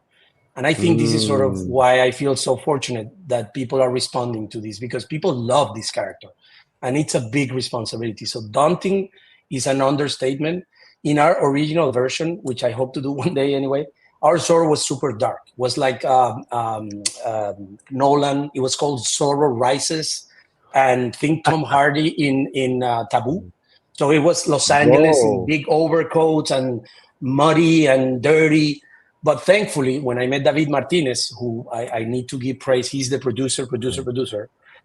He told me, you're an idiot because you're going to paint yourself into a corner for adults where you should make. Didn't you grow up watching this? Yes. Don't you want to honor that and watch it with your kids? And I have a 5-year-old. I have grown-ups, but I have a 5-year-old. And I'm thankful that I found him because he's the guy that said, this is for all family members. This you have to. And you have to understand, not only responsibility in the terms of the IP itself, but you have to remember, we're talking to 3 different people. People like you and me, all people over 50, like AARP, senior citizens. The 30 to 50. I'll claim it. I've been a member now for a couple of years. I'm there. No. And then the 30 to 45, 50 who grew up on Banderas. And then kids under 24 who have no idea that Batman is an homage to Zorro. And people are like, oh, okay, I didn't know that Alfred was Bernardo. And so responsibility is an understatement. Thankfully, because even though I'm the executive producer, as you know, takes an army. And I'm really lucky that I found people that took it as seriously, and yet we wanted to have fun. I remember being on the set the first week and asking Quintas and Carlos Portela, the writer, and everybody's like, what is the coolest thing you've done in your life? And they were like, we're in it. What are you asking me? We're doing Zorro. But some people were super nervous. We had a director that, that unfortunately we had to let go after about 2-3 weeks. He would do 20 takes because he was extremely nervous because he didn't want to. But if we retain him, we would still be producing and we would probably run over budget 3 times because you have to take the plunge. Hey, it is a business, yeah. Correct. Well, usually that's incredible because usually after the first day, it's less takes. It's like, okay, you work out the butterflies. Oh, pobrecito, man. Pobrecito. No. This was a huge responsibility for everybody. But eventually, when you saw Bernardo and you saw him with Miguel as Diego, you were like, okay, no, I think we're onto something here. And there, of course, like anything, there are surprises. I took note. By the way, your podcast or how do you call this? A videocast, streamcast? Like, what is this called? I'm too old. Podcast. What is this called? Right. YouTube, everybody in the cast has seen your critique, by the way. All the writers, Renata, Miguel, Emiliano, everybody. Oh, you're kidding me? I bombard them. Oh my God, they all know this was a big responsibility for all of us. And I've engaged with some people that have criticisms because I would take it. I obviously not responding that people that say this is the, I'm not going to use bad language, but people that say, this is the worst thing I've ever seen. There is no argument to that. People that are, the guerreros del teclado, we call them that, go out, do a series. I'll see yours and then we'll compare notes. But some people are there. I understand if you don't like it. I mean, you know what I mean? I've seen things, I don't know, an HBO show is like, not for me, but I respect because making a TV show is extremely hard. To just say, no, I hated it. It's a piece of crap. No, it isn't. It's not for me. Audience that's watching, we're going to switch languages for a minute. And Lily has a question. So I'm going to go ahead and ask it in English first and then Spanish, just so everybody kind of knows what we're asking. First of all, thank you so much for being here. We really appreciate it. And my question is just going back to Miguel, how you said that he had to audition for the part and basically had to kind of stand out from everyone else. So what basically was the thing at the end that set him apart from everyone else that you finally saw him and said, you know what? This is Zorro. This is going to have to be our Zorro because, I mean, he's the title character. It's really important for us to connect with him. So, básicamente le estoy preguntando porque él dijo que Miguel sí audicionó para la parte de Zorro y que lo tuvo que hacer 7 veces antes de que lo escogieran. Y yo quiero saber qué es la cosa que al final lo escogieron y dijeron, no, este tiene que ser nuestro Zorro. Y qué es, porque es muy importante que él tiene que conectar con la audiencia. Yeah, right. So I'm going to give you an answer in English and then I'll give a short in Spanish just to not repeat everything. But, I'm not a creative executive. I was in charge. I was the original patient zero, so to speak. Like I want to make Zorro with big money. And then I started aggregating a bunch of peoples. And, ultimately, this is a business. It's fascinating to me because you have to trust that you encounter travel partners that share your ambition and your passion and your love. And and the capacity to bring something to the table, but yet understand that it has to play. It's like an orchestra. You cannot just say, no, I don't want to play like that. I want to play like this. No. You're building an orchestra, and the director is not me. It's probably Cavi Quintas and David Martinez and Portela, who wrote the 10 scripts. Portela, a lot of people don't talk about this. He's a demigod in the comic world. He's been published. He wrote also Chicas del Cable and Velvet, 2 Netflix massive shows. He understands female characters, and that this is why they have such big life. So anything that I say creatively, I take it with a grain of salt because I'm a business guy who understands creative. When you make a TV show, there are certain engines that need to work. Because if you make a superhero where this is the bad guy, he's the hero, he's gonna defeat this guy until he overcomes everything. You cannot make 10 episodes where one villain and one hero. I mean, unless you're Batman and you have the Penguin or the Joker. I know one of the criticisms that I have listened is that we killed the governor too soon. I'm sorry if I'm spoiling for anybody. Everybody agrees that he's a great villain that we may have discarded too soon. But one of the engines that we needed this show to work on was the love triangle. And one of the big gambles we took is that Monasterio has historically been the villain. But we said we're going to make him a hero as well. And in order for this show to work, you have to believe that Lolita is really struggling between Diego and Enrique Monasterio. So a lot of the selection of Zorro had to do with Lolita and Enrique Monasterio. You had to believe that they had to work. Some of the Zorros that read were too old. So Lolita is very young looking, and he would take, the triangle. It wouldn't work. And then Diego needed to be young. Diego is 20. If you follow in the pilot, Bernardo says so long, and he says 8 years. Okay, so he was gone at 15. He's 23 now. He could be 24, depending on the math.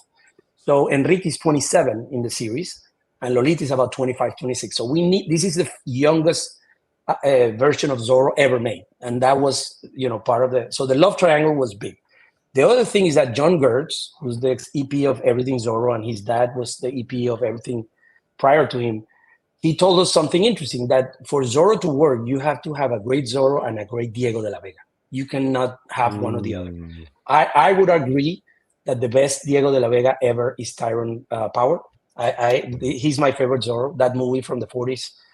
People either go to the Disney version or obviously Banderas. But to me, the best Diego de la Vega was Tyrone Power in the 40s, because he plays this effeminate version of the character who's in a love triangle with Lolita and Lolita's mother, which is, think about it, in the 40s. He's having it with both. I recommend anybody that loves Zorro to watch that movie.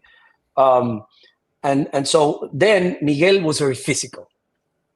One of the things that thankfully Amazon is allowed to thank as well, we took a lot of risk. One of the risks was a full mask. We were going to go Deadpool kind of thing. It was a full face mask it was really like it was a big gamble. And Amazon said, no. We want our beautiful Miguel to see his face. There is a trick to this. We wanted the full mask because we thought it was very cool, but it also in production is a huge headache that goes away because you can do stunts. Here, Miguel had to do most of the stunts, and he suffered. He had a stunt double, but Miguel did the whip. He did, horseback riding, the sword. He had to be able to fight from the horse. Lolita, for example, there's some scenes where you see her coming in. We had to get her off the horse so she could do the acting. But because doing the acting in the horse is not for anybody. Miguel and Emiliano had horseback experience. Miguel didn't. So I have to give props to him. He poured his soul into this character. So en español, tenía que ser Miguel, porque el triángulo amoroso es una parte muy importante de esta serie entre Enrique Monasterio, Lolita y Diego. Y tenía que ser una química, los chemistry reads entre los actores para saber cómo interactuaban Lolita con Enrique, Enrique con Diego, Diego con Lolita. Más de 700 audiciones hicimos para esta serie. Solo el personaje del Zorro eran casi 40. De Diego de la Vega, quiero decir. Y hay gente en la serie que tiene otros personajes que leyó para Diego. Simplemente no quedaron. Y eso me lo reservo, por supuesto. So let me bring let me bring this up. I know Fletcher had another question, but thank you so much to also, is it your producer, your assistant, Joanna? Joanna is, yeah, she's amazing. So rock star. We got some great images from you guys. I loved this actor. And you're absolutely right. I never saw a take on this character ever before like this. You had to believe that she would love this guy, and at the same time, had to had the old love for Don Diego, and I totally bought it. Yeah. I love this guy, but then you go ahead. I'm sorry. No. You hope for that, but then people, if they didn't believe it, like you, Emiliano Zurita, he's obviously the son of Humberto Zurita, one of the most mythical actors in Mexican TV history, and his brother Sebastián, and Emiliano really delivered one of the best performances of the series. I have to say it, and I know this podcast streamcast is going to be watched by the whole cast. Emiliano just without him, this engine, the love engine between Lolita Diego, would have not worked, and he brought it. And so this Renata, of course, as Lolita. Out of sight. Fletcher. Para nosotros ahí, personalmente, nos encantó Hold on. Okay. Okay. Say it again. Start again. Para nosotros nos encantó el triángulo de May, Bernardo y Diego. ¿Hay alguna oportunidad o podría haber como un shorts o unos pocos de aventuras ellos cuando ya el suceso de esta serie, pero algo como ellos como un offshoot o algo que ellos podían hacer como una aventura juntos, como solviendo crímenes, algo en Nueva York, sería fascinante. Sí. No, mira, es uno de los primeros takeaways de ustedes y de algunos otros reviewers que han hecho el comentario. Yo me enamoré de ellos en set, porque la decisión de expandir el rol de ella, sobre todo, se tomó en set. O sea, Chacha le trajo una cosa que además tengo que darle mérito, porque esta serie se rodó fuera de secuencia. Esta serie se rodó entre julio del 22 y marzo del 23. Y, por ejemplo, las escenas del capítulo 10 que ustedes vieron fue la primera semana de rodaje, que teníamos la locación del hotel. Y que esa niña, desde el primer día, había entendido el tono de su personaje, para mí es fascinante. Entonces, a tu pregunta, en la temporada 2, el Diego, May, Bernardo resolviendo misterios va a tener un lugar preponderante, porque es una de las notas que he tomado del público de que quieren más de eso. Sobre todo que Diego, en todos los personajes del Zorro, es un tipo muy inteligente, muy leído, muy letrado, es muy inteligente. Entonces queremos jugar un poco con la inteligencia de Miguel, la intuición de May y esa energía que le da a ella y Bernardo, ¿no? Que son una pareja. Entonces, sí. Pero a tu punto, voy a contarte más. Una de las cosas que hacía que Zorro yo no me rindiera y no la entregara como un original es que pocas veces en la carrera de un productor como yo tienes la oportunidad de jugar con un universo. Entonces, no solo estamos considerando aventuras de Bernardo y May, donde Diego tiene, digamos, guiños, eso ya está conversándose. Vamos a hacer una precuela con Cristo. Es decir, nosotros queremos hacer el Rogue One version de esto, que es la historia del zorro Pumán Guacur, que es el de Cristo Fernández, y termina en el pilot de la serie. Va a ser una standalone movie, pero luego otra de las ideas que tenemos con él es hacer las aventuras del zorro. Entonces es un zorro que precede a este universo, porque lo que yo quiero, y los productores, digamos, lo que queremos, es que él va a ser el defensor de los White Saxons que se están mudando a California. Esa serie va a tener mucho más inglés que nuestra serie, porque el zorro Kumanguapur, el de Cristo, es el que defiende a los protestantes americanos blancos que se están mudando a California. Yo quiero que él tenga cameos con George Washington, por ejemplo, porque la historia va a ocurrir entre 1810 y 1834, que es donde él muere. Pero we could go even before him. Who gave him the costume? O sea, tenemos ahora todos los prequels que queramos, y luego está la serpiente roja, que ustedes, pues, no sé, los que no la hayan visto, Nalin ha sido otro súper acierto. También la idea nunca fue hacer un Zorro mujer, sino que ella era la que tenía el claim a la leyenda, y al final le dimos esta identidad de la leyenda, la serpiente, porque ella puede tener su propio universo if we should, o sea, si decidimos irnos en esa dirección. Y luego hay un personaje que va a entrar en este universo eventualmente, que es Joaquín Murrieta. En la tercera temporada va a llegar Joaquín, y Joaquín puede ser Zorro después de Diego, o puede ser un compañero de Diego. O sea, nos metimos en el universo del Zorro, y eso pues nos da un canvas gigantesco de probar cosas. Y May y Bernardo, a tu punto, Fletcher, son un súper acierto. O sea, en verdad no nos sorprendió porque todos sabíamos que eran especiales, pero la gente tiene una pasión por ellos increíble. De hecho, cuando quieras que invite a Bernardo y a May a tu podcast, les digo, para que vengan desde España. Tienen que venir porque fueron genial. Le digo, Chacha y Paco, para nosotros era puro corazón. Cada vez que encantaría. Le estábamos cosas, tienen que venir. Y claro, para, no sé la agenda de Paco, Lili, no sé Miguel tiene que venir. Right. Bueno, no sé cómo está la agenda de Paco, pero yo les voy a hablar a Chacha y a Paco a ver si se animan a hacer una pasadita por aquí. No, definitivamente, los queremos tanto de corazón. How much longer do we have with you, sir? A couple more minutes? No. Yeah, I guess 10 minutes, 15 minutes is fine. My kid went out to an activity, so I have the house for myself. So nice. Well, Lily, I don't know if I know you have tons of questions. What was your next one, Lily? What's on your list? I do have tons of questions. I'm trying to narrow it down. Well, for me, especially, I guess let's kind of take it there for a second, since I am a woman watching this. I did enjoy all of it, and I do appreciate that we do have that we do have a lot of women present in here. And of course, like I said, I really enjoyed May. She was one of my standouts. She was amazing. And so can we know a little bit more about Naline's character in season 2? Like, is she going to be a little bit more prominent, kind of like a sidekick to Zoro? Or is she kind of going to do her own thing? Or what are we going to see for her?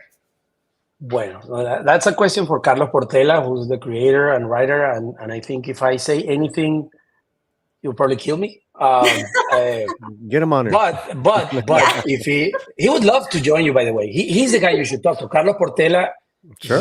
Because he knows comic books. The same way that Batman is obvious on episode 10, so is Spider-Man on episode 1.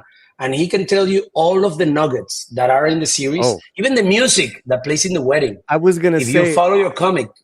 I was going to say, when the soundtrack comes out, let's bring him on, because, the soundtrack comes out in a few weeks. I'm a music nut, and oh my God, this music. Yeah, but, Julio, Yeah, but go on. To answer the question, so Naline, we always wanted her to be one of the 4 leads. The leads were Diego, Emiliano, Lolita, and Naline.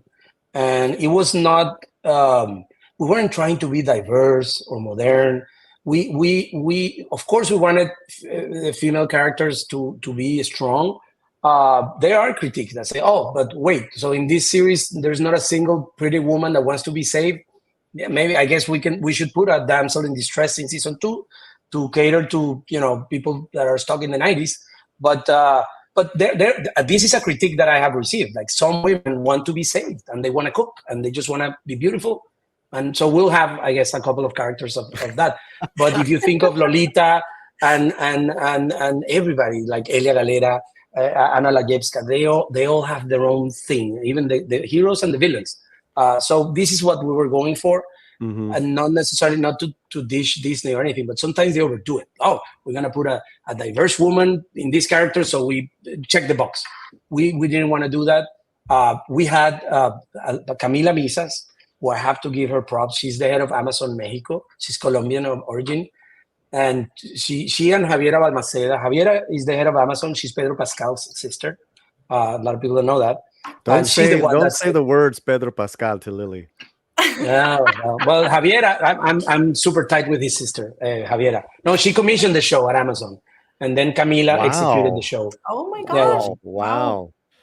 Yeah, she grew up on this character. Let's talk about that really quickly, because representing my audience, I wouldn't be honest in saying that, oh yeah, well, we don't need damsels in distress.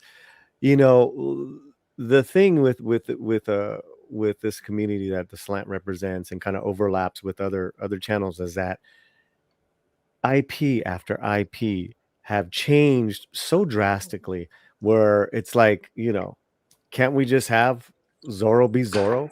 What's wrong with, a strong Lolita, but that doesn't shoot and threaten her father? I had a problem with that. So I think I know, and I take the criticism with a grain of salt, because yes, these are all risks that you take. Sure. And imagine if we had 10 out of 10, like right. No. So my thing was that's probably why we get that knee-jerk reaction. It's like, you're set in 1840s or 1830s California. Let's do it, please, right? And yeah, it's check. You've checked a lot of boxes without checking a lot of boxes because the story lends itself to it. It's there. It's wonderful. Now I see a way of modernizing the story with Nadine as a great example of that. Fantastic idea to make the fox, and then it's a native thing. And then the fact that they picked a blanco from Spain. I love that. I just geeked out over that. So I'm just letting you know that that's probably where you see that knee-jerk reaction. Is like, why is Lolita gotta be? Come on, can't you? So I just representing a little bit of my audience, Sergio. And I like I said, I respect the opinion because we took some risks, and I know you have issue with when she shoots her father or the wedding dress, and I happen to understand both. But her with those, you gotta give me that. Her with the two rifles, and the dress when she turns around, that's meme worthy. That was cool. Beautiful. It's beautiful. It's in the, listen. I put it in the show intro right now. We just did listen. Just so you know, George Lucas famously said that he was able to capture 25% of Star Wars Episode 4, the original, and we were like, thank God he didn't have money to do it. We also had production issues. Trust me, there are things we would have probably cut a scene where she talks to her mother. There are a lot of transition shots we didn't have because we had to go. So I'm super happy because, when you make a TV show, everything that can go wrong will go wrong. And somehow we were able to deliver a series within budget and the time that we had. So I'm sure there are things that could have been better and maybe more context or this or that. But, I'm super happy that people have responded. And the fact that I can be talking to you guys and your audience about it is great. We didn't mess it up, which was a big strategy. Just mess it up, at the very least. No, hardly. Really quickly, you got some people in the chat. The chat loves you. Hey, it's me in HD, Mr. Sergio. Major props for the taboo mention. Such an underrated gem. I need a season 2 of that one. It's Steven Knight, and they didn't make season 2 for whatever reason. Tom's too busy, I guess. Michael says, "What's your next project?" Oh, that's a great question. Well, we begin shooting in April in Colombia, a show called Los 39, the 39. I hope that people love it. I don't know who's going to have it in Latam. It's a co-production with Televisión Española and a German producer. And basically what happened is when Christopher Columbus came to America, to La Española, he came in 3 naos, 3 boats, La Pinta, La Niña, La Santa Maria. When they were doing the journey back, the bigger boat, I always get them mixed up, so I don't want to go on the record saying La Pinta left. So the bigger boat left, and there were 2 boats doing the maneuvers at the bay, and one of them got out, and the smallest one, as he was doing the maniobras, it hit a rock, and it couldn't make the trip. So this is December 1492. All of the sailors that were in that boat wouldn't fit in the one that they had, which is La Pinta. So because they would have died on the way home, there was no food and provisions to make the journey back to Spain. So 39 of those had to stay back. They disassembled the ship and they built a fort called La Navidad because they inaugurated it in Christmas of 1492. And 39 sailors stayed behind. When Christopher Columbus came back in his second journey, they were all dead and nobody knows what happened. This is the story of what could have happened. And the way we're telling the story is from the Native American perspective. There are two tribes in the Caribbean, the Taínos, Puerto Rico, this is all Caribbean, the Caribbean basin, and the Caribes. The Taínos were peaceful settlers, and the Caribes were basically Viking raiders. And when the story begins, there's peace within the tribes. A Caribbean prince is betrothed to a Taíno princess, and then the Martians arrive, and she falls in love with one of the sailors, and the balance is broken. So this is Vikings meets Apocalipto. So it's not about Christopher Columbus. He actually has a cameo in episode 1, and then he leaves. And this is a show what happened in that jungle when they were left behind. So that's called the 39. It starts filming in April of next year? No, April this year in Colombia. Oh, in a couple months. Yeah. We're doing locations as we speak. And then we have, what other announcement can I make? I have to be very careful on the partners. But we're doing one Terra Alta. Miguel Bernardo is going to be with us in another show that I cannot talk about. Anything I say will be out in the open, and I will probably jinx it. But no, the common thing for me. Give me an exclusive when you can. When you can give me an exclusive. No, my whole thing is that we Latinos, Hollywood or Latin America or whatever, we need to believe it ourselves. If we want the world to pay attention, we have to make shows that get the world attention. And sometimes it's big budget, sometimes it's big IP. We have some incredible big brand name IPs, and because that's also the challenge. As you know, platforms make content, but there's no marketing dollars to get behind any of this.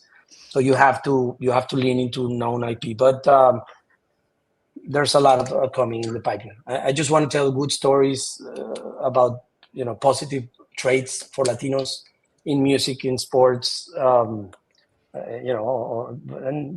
heroes in general, not necessarily superheroes, heroes, living or not, but I mean, positive Latin representation is my thing. I would love I know it's someone, I know the family did a green light, but I would love a very high level Roberto Clemente movie. That would be amazing. Oh, well, we tried. Yeah, that's a movie. It necessarily a series. Some stories you can tell in a series. You need a series. Some stories you need to. He would be a fantastic movie. There's a lot of Latin heroes. So anybody that wants to hit me up on Instagram, I'm Instapizzo. In Twitter, I'm also Instapizzo, and I'm very responsive, as you can tell, for good and bad. And as long as we wanna, elevate our culture and celebrate our values. Again, I'm not La Raza, and I'm not Ya Tu Sabe, Papi, but I was able to make Zorro and Nicky Jam, and I'm partners with Maluma in a mezcal. I own a mezcal with Maluma. I don't have it here. It's called Contraluz. Shout out to my partners in Casaluna. Shout out. But yeah, it's I like I said, Hollywood will never take us seriously, and I mean that. So let's make them make stuff so cool that they have to pay attention. It's sort of where I'm going with this. Okay, couple more questions. Sergio, Lily or Fletcher, you guys have one? Because I got one. But once you go ahead, boss. So what I've seen, and I put a poll up, guys, as far as what do you want to see more of Zorro in the next season? The poll is up. All right, so start voting now. I'm seeing a lot of great productions out there that when Sequoia or Latin American productions can be left alone, they come out with hits, whether it's for Prime or Amazon. So I'm thinking yours. I'm thinking the Joaquin Murrieta one. I'm even thinking different genres that are like comedy or whatnot. I like that. I think I love what you did, because you've included a lot of Latin Americans, not just Spanish people, or like you said, you do got La Raza, but you're vaulting everything up. Is that the key to success? Is that we need the distribution hubs, but we need to be doing this on our own? Well, the business is very challenging right now, as all of you know. There is a contraction. Unfortunately, the Latino representation, the 200%ers, as they are called in some companies, it's great on a PR release, but they don't put content. Go on Peacock. and point to a Latin show. There is none. And yeah, they go like, oh, we believe, and they have Telemundo, but then there's nothing Latino on Peacock. And that's mind-blowing to me, and I hope they do listen. Even Amazon. Amazon doesn't have a Latin executive in the US. This is the team from Mexico trying to do stuff, but there is no Latin play for Amazon per se. Netflix, in a way, I did a Netflix show, Nicky Jam, but it was a different era. Those guys are now at VIX, Augusto and Rodrigo. I love them both. VIX is doing good things, but a lot of people don't know that the app exists, and they have a big challenge because people don't expect Televisa to make premium content, but they have. Maria Felix is a fantastic show. I heard. And there's a new one that just came out about the Mexican icon. Vicente Fernandez. No. That's a Caracol novela. That's a different business model, and people are watching that right now. We're getting our ass kicked by Betty La Fea from the 90s, and I'll take it. People love that Betty La Fea. But Amazon is going to launch a new reimagining of Ugly Betty that I hope in Colombia. I hope it does well because people love Betty La Fea, and this is one of those things that be careful what you do. They're doing a reunion take on it. I just came from a meeting at HBO. There is no Latin executive at HBO. So that's part of the problem that we need to, and it's funny because you look at the home office, theatrical, we account 33% of the box office. And the fact that we don't have more Latin movies is mind-blowing to me. But unfortunately, this is a very expensive business. The people that make decisions need to cover their assets. They need to protect their way of existing. And this is why international has sort of taken over. There's Spain, set the bar with Money Heist, but Club de Cuervos, which is a great show from Netflix. Thank you. And Gary Alarraqui. Gary was attached to do Zoro, the guy from Club de Cuervos. But when we moved to Spain, Gary said, I can't do Spain. And he, politely, moved away from the project. He went on to do Father of the Bride, the movie with Adria and Diego Boneta, and I did Zorro in Spain. But I think international is where you're going to be able to do this. The platforms are eager to support, and you have to be smart, to realize that it's expensive. So you have to make content that travels. There's, I don't know if your audience knows about a local, a glocal, and a global. Local is this. I only have this amount of money because it's a particular audience. Mexico does a lot of that, comedies for Mexican audiences in the US, and some overflow. Then there's the glocal, which is global, but on a local budget. This is Netflix. They do really low budget things in the 800,000 range per episode. And if it travels, great. If it doesn't, fine. And then there's the global, which is sort of where I decided to play. Zorro is a $4 million an episode series. Wow. And that's why it shows on screen. It's a big budget series, and easier said than done. But if the stories are there and you start convincing talent to support you, I wouldn't have made the show if I didn't find very talented people that could take, my dream of doing something big into actually making something big. I could have done Zorro on my own. There's no way. It takes an army. There's 300 people at this point, I would say, plus the cast. Yeah. Well, I mean, I know we really, have taken a lot of your time. It's almost been an hour, Sergio. No, that's we could keep going on and keep asking questions because you just keep on opening up more ideas in my head, Lily. I mean, wow, what an education! Well, hire me on a small retainer, and I'll do a recurring episode. No. No. Listen, I love doing these things because I've learned from all of my mentors that the really successful and important people, they always have time. There is these people. Oh no, you're too busy. You never have time. No. Really important people and really successful people, they always have time. Otherwise, you're doing it wrong, or you have led to believe a lie about yourself. I made time for this, and I'm really enjoying. In fact, I need your address offline. Send me an email. We're gonna send you some Zorro swag. not only for the three of you, but for your viewers or your Yes, for the listeners. viewers. For the Correct. for the viewers. Sure, Sergio. No, I'll send you enough for you to keep for yourself, but also, run a promotion with your fans. You make. I know you do what I do, which is create great content and hoping that people show up and be able to monetize it, because it's not a hobby. It's Right. a hustle. And that being said, super chat guys, PayPal, it helps keeps the lights on. There is no other channel like the Latino Slant and the breadth of work that we cover. And listen, we need people like you, from people like you doing these big things, to that documentary of those two gentlemen. I mean, it just goes to show you there's so many stories that need to be told, that can be told, and continued success. I'm excited for you. Yes, we will keep in touch, Sergio. Any last thoughts, Lily or Fletcher, before we say goodbye to Sergio? I just had a couple of things to touch on. I already said, thank you so much for giving us your time. We really appreciate it. And I just wanted to touch on something you said earlier, that it's really important to tell positive stories. And I know I'm guilty of this. I enjoy watching all the dramas.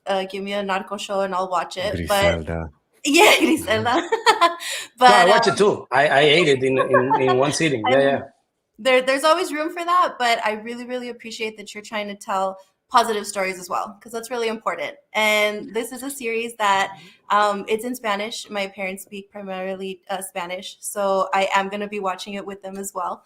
So that was a great choice too, because that kind of allows different households were able to watch it together. It's bringing the family together, and I think it was a great choice too, that my little nephew can probably watch it with us too, and he'll have a new superhero, because he's not into Marvel superheroes. No, and hopefully he'll have two versions of the costume to wear, either the native or the Western, Lone Ranger look of Miguel. That was a big part of what we did. There are two Zorro costumes now. Yeah. Because this is more his type of thing. So I'm gonna get the family together and have them watch it too. Because that makes me super happy. Super happy. So that's really great that it's positive stories that we can all watch as a family. Because yes, that's very important to Latinos. So thank you so much for that. No. Thank you for saying it. One last thing is Schwan, who can you please say the name of that upcoming show again? Los 39, the 39. The 39. If you Google on Wikipedia, I don't know exactly what you have to Google, but the story is right there. This is a known fact, but nobody knows what actually happened, how they died, up to these 39 sailors. It's 6 episodes, 1 hour, and it's also a big budget series. Not a Zorro, but the casting has been super hard, because this is 1492, and we cannot cast Mexican mestizos, or they have to be indigenous, and they are not going to speak Spanish in the series until they learn a little bit. Yeah, you need the nopal or the blanco. Yeah, literal. Yeah, you really do. Okay, I'm gonna have you back on then, and we got, because I almost want to do a session with Sergio. What did you think of this movie? What did you think of that movie? But this is our first hangout, and I'm happy to do it. I truly enjoy, and my wife would be happy that I have found an outlet, not to drive her crazy talking about Zorro. I mean, she's with me most of the time. It's like, you are obsessed. It's like, yes, I am. Right. Because I literally feel like Tom Hanks in that movie where he says, fire, Zorro, from Let's Make Zorro to Zorro. I mean, I made it. Oh, that's awesome. That's awesome. All right, everyone. There's no excuse. Go see Zorro. It even has great subtitles. I recommend not watching with the English dubs. Yeah. Hey, the dubbing didn't work. With the Spanish. I'm not happy with the dubbing. Yeah. Okay. There you have it. The producer there is not happy with the dubbing. That was decided by other people, and I'm not happy. And I expect to fix it. Thankfully, there's a lot of AI companies that I'm already talking to create alternate versions in AI dubbing with their actual voices. And I'll get to that. I'm awesome. Not kidding, Sergio. You're one of my new heroes now, man. I mean, I'm really, really keep doing what you're doing, man. Keep doing what you're doing, because we really appreciate that. again, we can't say it enough. Thank you for being here on our channel, the Latino Slant. It's my pleasure. It's my pleasure. And thanks to everybody that also takes their time to listen to us. And I imagine that most of the people listening love content, and that's why I'm so happy to share with people, because this is a work of love. This is not something you really do for money. You want to make a living of it, but it's a work of love. Otherwise, there's no point in doing this. Yeah. All right. Well, Sergio. So keep in touch. We have swag for you and your followers. For the followers, not for me. Yeah, exactly. No, we'll send enough. It's in my office. I have the key to the vault the closet where we have it. So I'm happy to send you something. You have the warehouse. Yeah, I love it. Yeah. It's very tiny, but I have some. Give our best to your cast and crew and tell them congratulations from the Slant. I'll probably send them the link to this interview anyway. So ándale, pues. Muchísimas gracias. Saludos, un abrazo a todos. Un abrazo. Muchas gracias. Dale, bye.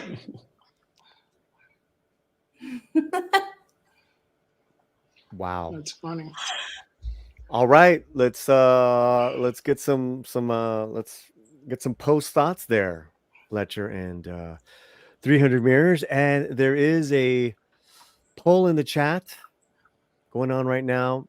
You want Zoro Morov, Diego May and Bernardo, Diego Nalin, Diego Lolita Montenegro, just Zoro. 73% just Zoro. I added that one there, Fletcher. The poll's there. Yeah. What do you guys think? No, he sounds like he cares really about the character, and it comes through. And that's always great to see, because you know sometimes you hear so many horror stories about producers, about writers who don't care about the characters. This is just a job for them. But when you know that he really cares about the character, like he's, really deep in his heart wants to bring this to the people to show that, hey, we can be good guys too. I'm tired of the narcos, which, we all are. I mean, that's it. We can't all just be drug dealers. And this, sorry, Lily. The passion really comes through. It's okay. Yeah. What? Is it just with Lily's in Texas? Is all drug dealers? Come on. No, she loved Griselda, and I'm just like giving her a little. I have an extended conversation on Call Me Cheto channel coming out like any day now. Me and Paul break down Griselda. He liked it more than I did. But go on, Fletcher. Go on. No, I really appreciate where he was coming from. It's really great to hear the back end of it, how basically the character, and not only that, bringing the production to life, how different it is and how hard it is, especially because we hear all this thing all the time, especially on social media, a lot of channels which think that people don't want to bring good content, but they don't understand how hard it is to go through the loopholes, and how maybe you just got to leave the country. Homeboy came on the show and said, dude, I had to leave Hollywood. How did I make a show? I left Hollywood. And I talked to other people who want to create great content. I mean, that's the story. It kind of validates what we've been saying here this whole time, Lily, is that, Hollywood is extremely racist and ignorant. And the fact that there's not a Latino executive at Amazon, just what he was telling me, I was surprised, not surprised, Lily. And it just validates kind of like, the things that I've always talked about. What kind of surprised you, Lily? That surprised me very much too, when he was actually touching on that, because you would think that that's a very hypocritical, because they're always preaching about how, oh no, we're very inclusive. We want to have everyone's voices present, and then there's no Latinos that are producing or anything behind the scenes. Like that was very shocking to me. I wasn't expecting for him to say that. That kind of opened my eyes a little bit too, and especially because it's not that easy to get projects greenlit. They do have their own things that I guess they want to put out there, and not that it's important that like, oh my gosh, I need representation, blah blah blah. It's not about that. Honestly, it's really not. It's just that Mhm. sometimes there are really good stories to tell that don't get told. And Exactly. that's what's it. Like, not just that I want to see like, oh, it has to be Latinos. No, if you want to tell stories from like different cultures, I'm so down. I'm there too. It's just, why is it always the same thing over and over and over again? Correct. Let's reboot this. Like, why? Right. Right. And look, our audience is pretty diverse, right? You know, they're from all over the world. But when he was talking about the 39, everyone was like, that's a great story. You know, because it's just a story that has not been told. And it's sweeping, it's epic. It's like, yeah, let's get it. Vikings meets Apocalypse. Oh, I'm in. Yeah. Fantastic. Fantastic. Let's get to some of your let me see. Great guest. Good to hear from the business side people. Yeah. And that's the thing. This guy's been through it. And it's not like he's talking about diversity hires. He's talking about what's right. It's like we couldn't, I had to leave, like you said, I had to leave Hollywood because they're not getting it. And I'm telling you guys, this is not a it's not a one-time example.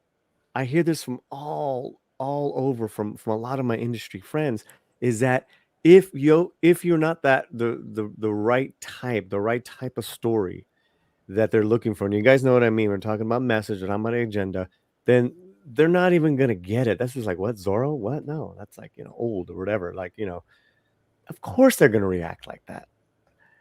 Christopher Moonlight Productions, great interview. Been listening while I work. He won the Film Thread Award for his movie. I want to get the link to that movie. Get it over to me. Wex Woot Dog, great show, Paul. The slant is getting big time. Well, we've been, I could say we've been big time since our first. I had my first live stream was big time when I had Mexican Iron Man as my audience. I had one guy watching. That's all I need. That's all we need is you guys. We need one Mexican Iron Man and a microphone. Yes. So okay. Anything else, Fletcher and Lily, from talking to Sergio? I think the most riveting part is that he's listening, and I think that's a lot of also what other people don't do. They kind of shut out, people that are critiquing the show. And I like what he says. He's not going to listen to keyboard warriors, smashing about it and stuff to say, oh, the show sucks. But no, he's going to listen when we're saying, you know what, that scene, that killed it. That other scene, man, that scene was awesome because X, Y. I didn't like this. When he takes he says, I'm going to actually take critique. And there's very few people who take critique nowadays. It's shocking, though, because back in the days, we literally grew up in Latino households.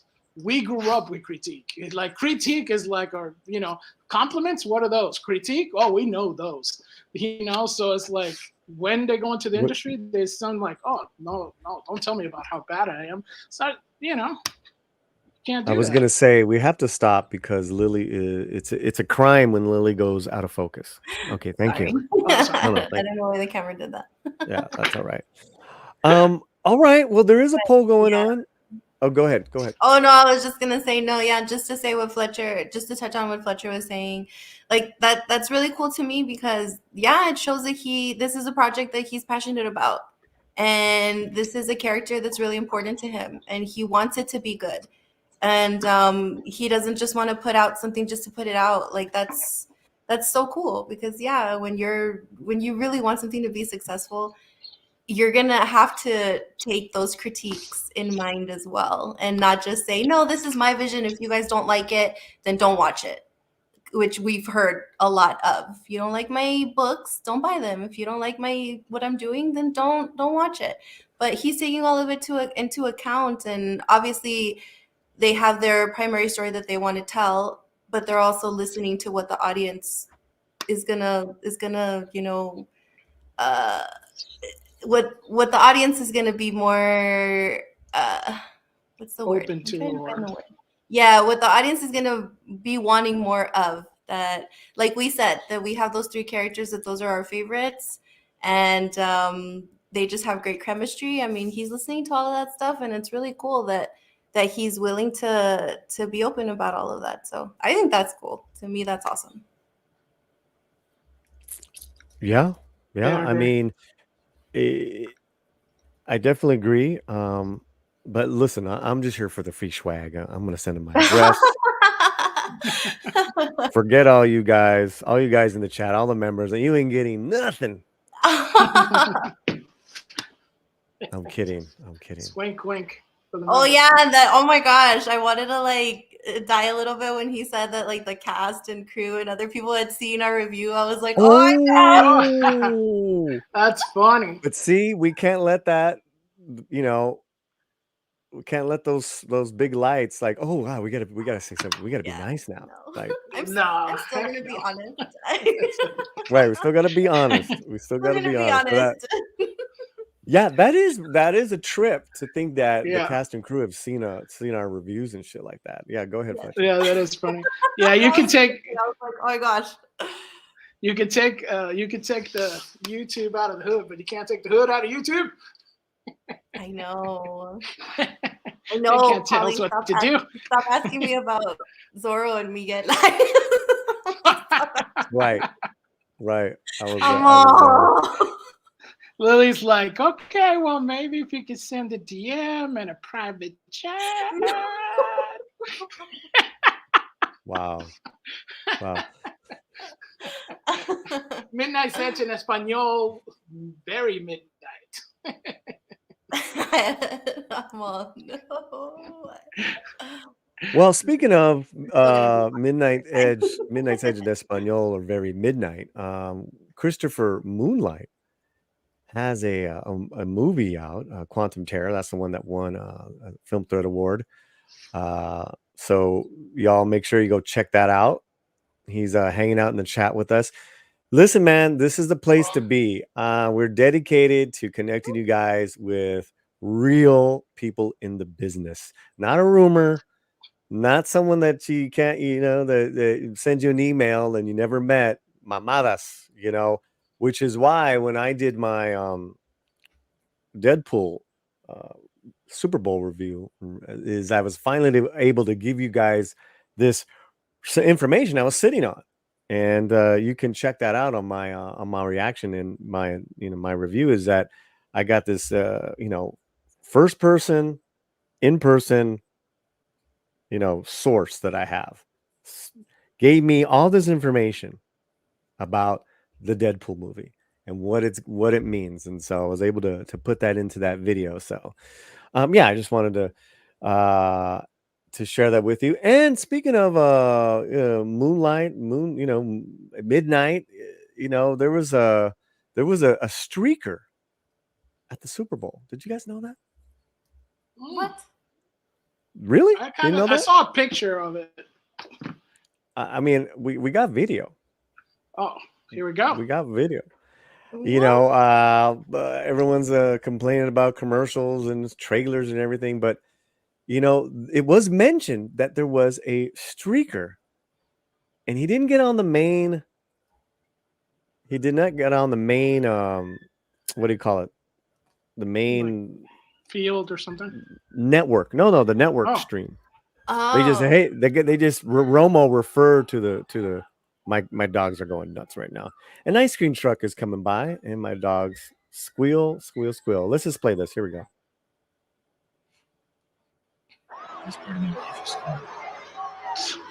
What a freak.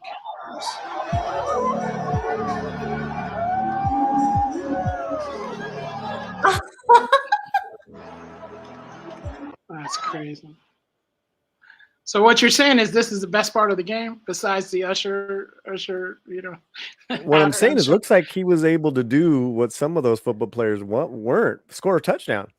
Yeah. Oh, look at that. Inspired. Yeah, that's funny. I mean, that's not really streaking. He wasn't like desnudo. Just he had a Speedo on. Is that what it was? I don't know. That there's always one of these guys in there. I mean, like, yeah. It's not an event until you have a streaker. Yeah. Right? It's crazy.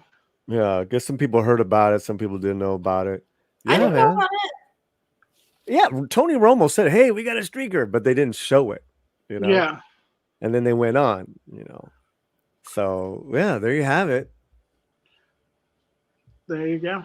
It's Should we say breaking wind news? it's new Can moon we say news. that? Can we say that? Midnight moon news. I mean, you got listen. This is the he's got some moves. Here we go. And he's doing these moves with his shorts halfway down. Cochino. Yeah. Here we go. Nice slide. Yeah, it's a very good slide. Slide y todo. I know. It's like nobody can catch the dude until he like slipped.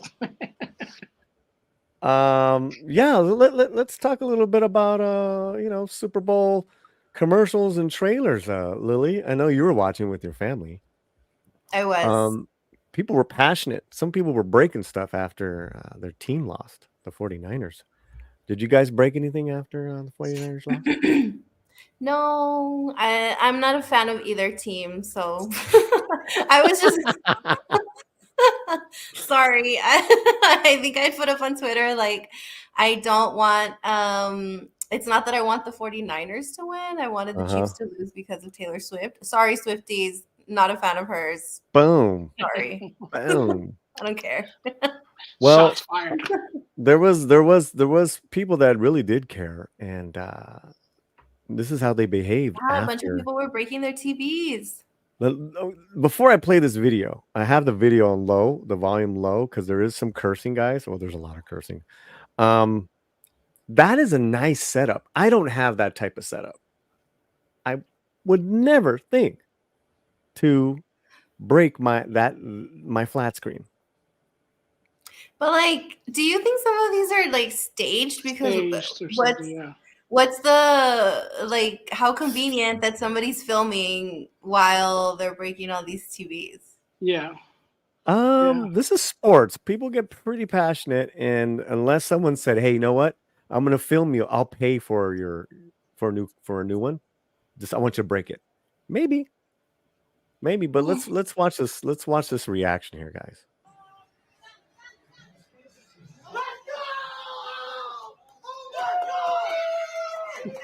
I guess that's the Chief fans.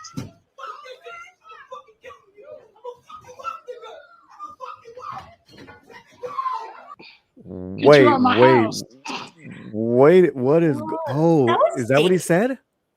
Yeah, he was like, "I want you out my house," because basically the guy that was for the Chiefs, was cheering on, and the guy that owns the house, I guess, and the TV, is for the he bet like $20,000 on the 49ers supposedly. Oh, you know this story. Look at Fletcher. Yeah, I'm sorry. World Star. Yes. I'm sorry to. Is it real though? Did she just clean? She's trying to clean it? Yeah. Yeah. She was trying to clean it to see if it was, it was just, I don't know. Right. Wow. It's one of those weird things. But he supposedly bet a lot of money and he lost. Oh no, he broke it. He broke it. Oh yeah, definitely.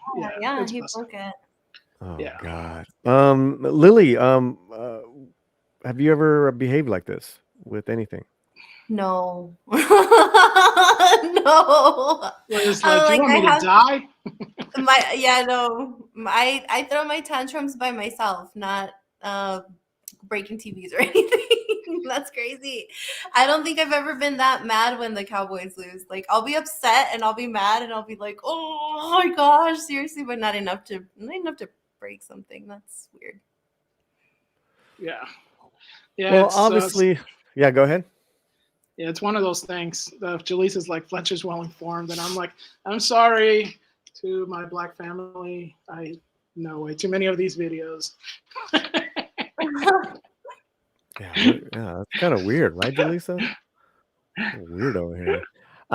What else is weird is this whole Swiftie thing. I mean, I don't think any people who weren't football fans became football watchers because of this whole thing the last year. And here, I mean, even I knew that this was going to happen if the Chiefs won, that they were going to set this up and run into his arms. What am I talking about? I'm talking about Taylor Swift and what's his last name? Kelsey. Kelsey. Here we go.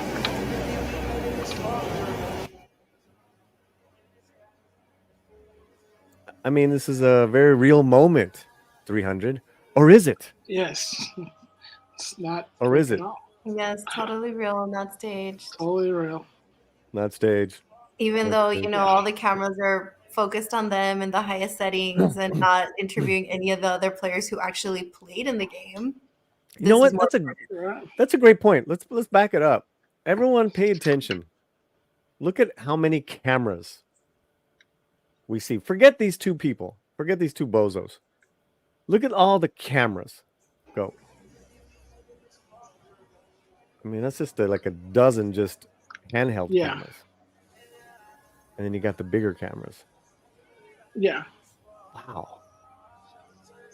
I mean, it was on her for like so many parts of the game that it was just like, okay, this game's happening. Boom. Let's cut to her, texting. Let's cut to her drinking a beer. Let's cut to her and her friends, texting. It's like, okay, all right, got it. I mean, they had literally like precedents and stuff like that in like World Cup games, and they hardly even cut to them. It's like half the game was Taylor Swift. It's like, oh, they're trying to get a new audience. I mean, all over it. Yeah. It's weird. It's because I understand, like, when they make celebrity cameos or whatever, like the beginning of the game, it was like, oh, look who's here, Lady Gaga's here, blah blah blah's here, and then we never saw them again. But like Taylor Swift is every single freaking time. Like it's some big stars there, like, right? Really? Right. Like, okay, what about even at Paul Rudd? And then everyone's favorite anti-celebrity, this Ice Spice, whatever her name is. Ice Spice. Oh, yeah. That was pretty. That was really, really disturbing. But what are your Wearing favorite? Balenciaga, by the way, and an upside down cross. Yep. With Taylor Swift. With Taylor, yeah. That's those are your celebrities, guys. What are your thoughts on commercials and trailers? What did you like? Didn't like? I think the commercials this year weren't that great. I don't think any of them stood out to me. But as far as trailers, obviously the Fall Guy, Ryan Gosling's in that. Obviously, super funny. I was what happened to Fletcher? I didn't see him. He left. I don't know. Okay. I was actually looking forward to watching the trailer for Wicked, but it doesn't look that great. I'm not excited for that anymore. Deadpool. Yeah. That one looks like it's gonna be really fun. What else? I'm trying to think of all the other trailers. So from what you just said, okay. And Fletcher is back. Yay, Fletcher. The only commercial I put that I did a reaction to was the Ben Affleck one. I thought it was hysterical. Oh, okay, yeah, that one. That one was only one. That was funny. That was the only one. I was like, this is so creative and so silly and so stupid. I loved it. It was better than some of these god-awful trailers. Twisters, why? Sure, why? Wicked. From what I saw, I didn't like.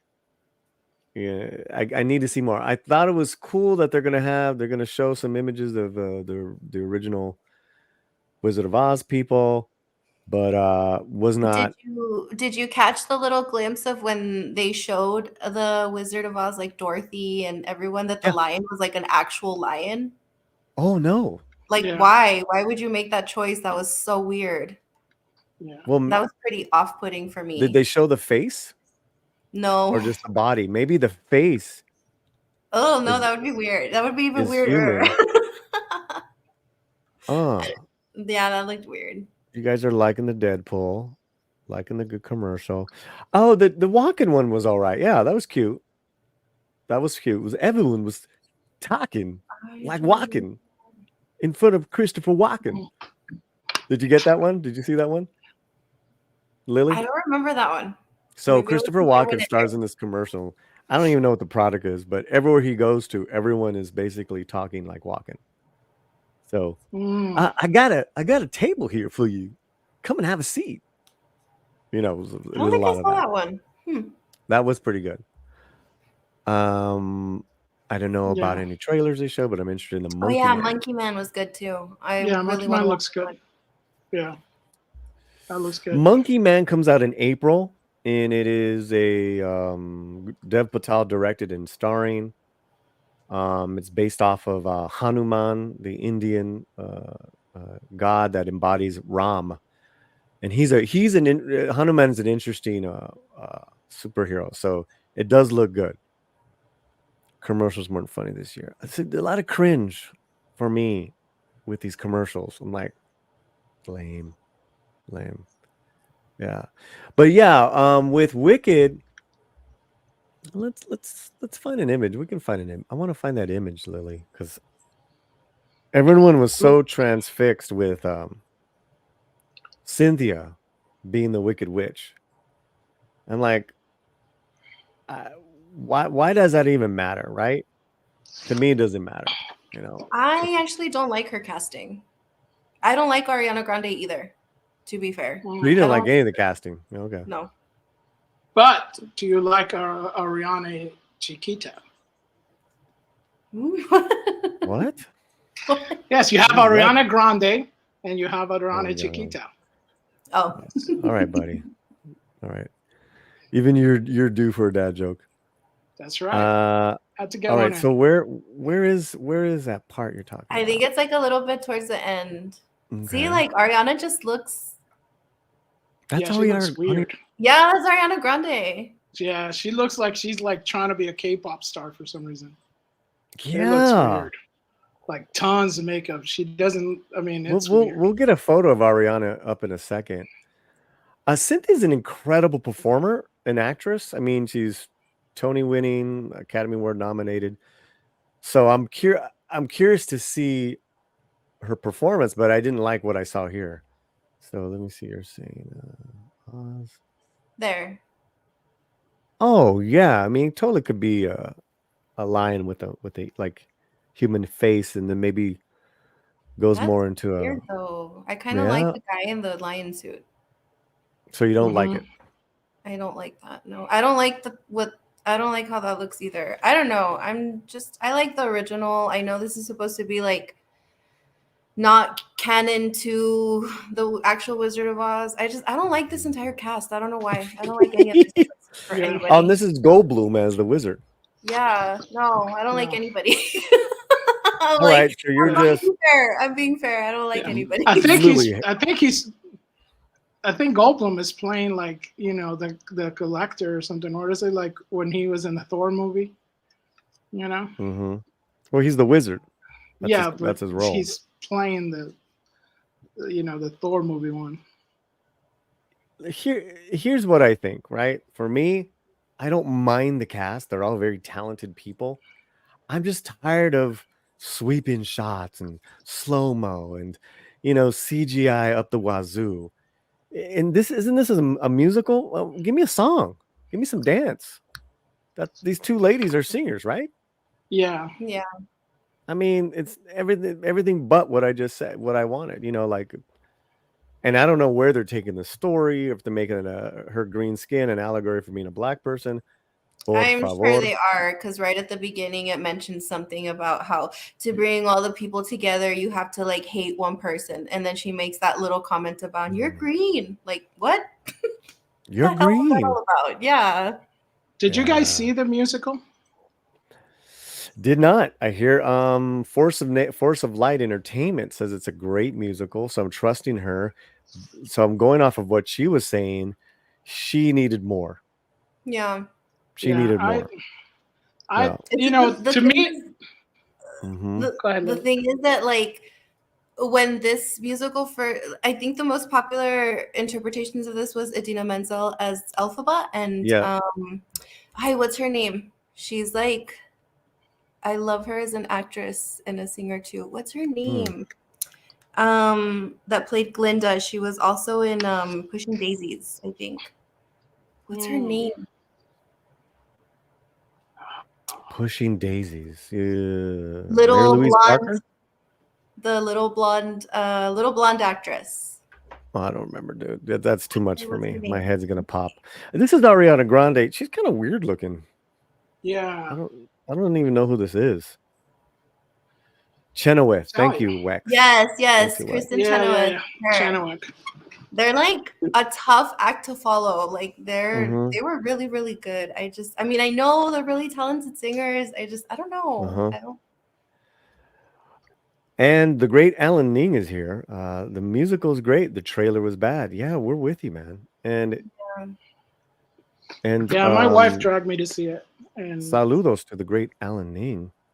Actually, okay, that reminds me, we have to talk about Film Threat next week. I'll bring that image up, but yeah, that's what I hear. I actually hear that is a really great musical. My mother and my sister went to see it years ago. They swear by it, that whole thing, but that is Ariana Grande. I have no idea who that person is. I'm telling you. I'm old. Ariana Menor. That's what it is. It's because that's not what she usually looks like. It's weird. Well, she's got through different phases. She's in her Korean K-pop star phase. Yeah. Is that what it is? I guess there's all kinds of like pictures, when they have, because my wife is like, "Who's the actress?" And it was like, well, I think that's Ariana Grande. Always Yeah, had her she's like ponytail. Yeah, it's just like, where's the ponytail? That's not right. But Well, what is she? yes, She a singer or what is she? Yeah, she's a singer. I actually like her music. She's an incredible singer. I don't know. There's something about how everybody just the creative choices they took with how they look in this movie. I don't know. I'm not. Yeah. Okay. It's funny because they're all, pretty people, as we would say, but they don't look pretty in the makeup. Like something went awry, or they're shooting them in a weird angle. Well, look at the Wicked Witch. She's not supposed to be pretty. We'll give you that, right? Well, they actually make her she didn't pretty have in the thing. She didn't have a nose, right? The witch's nose. Am I wrong here? What's going on? No, I mean, she's supposed to have the nose, but she doesn't have the nose, and it's. I mean, it's weird. I guess they're taking, like, it's funny because after listening to Senor Sergio earlier, how they're trying to listen to the fans and stuff, it does look like you are appreciative more of the creative choices, I guess. But yeah, she doesn't have the nose in the trailer, should we say? So she doesn't have the nose. Because in the musical she has the prosthetic nose. The prosthetic nose is there. For this, I mean, you gotta have the nose, right? I mean, yeah. the For Wicked this, Witch it's just she's like like Gamora or something, It's like, I don't know. What do you think of that? What do you think of that, Lily? Of her not having the nose? Yeah. Yeah, I don't know. It's just everybody's face looks so flat. Like if you look at Ariana, there's like no dimension to any of her makeup. Like even on Cynthia too, she looks like she's just one solid green color. And it's like that's not what humans actually look like. We have shadows and highlights, and I don't know, that maybe the makeup just didn't come off correctly or the way they were lighting it. I have no idea, but like that's the problem I had with Ahsoka too. Whenever you saw Ahsoka's makeup, Sorry. Yeah. Just laugh. when you saw what's her name? There's like no dimension. They look so weird. Maybe that's what's like off-putting to me, that they look bad. Hey, really quick, we got 5 gifted Latino Snap memberships. Yes. Want to bring that up? Mike has bad knees. Sorry, we get some better knees for you. I don't know. There's great medical achievement now. It's on knees. So members now, new and old, we have a membership panel next weekend. Party time. Captain Yobo, Party time. James, Cam, Melvin, and Bone. You all become new members of the Latino Slant. Yeah. That's cool. Yeah. Thank you. Let's give him a dancing doggy. All right. Be right back.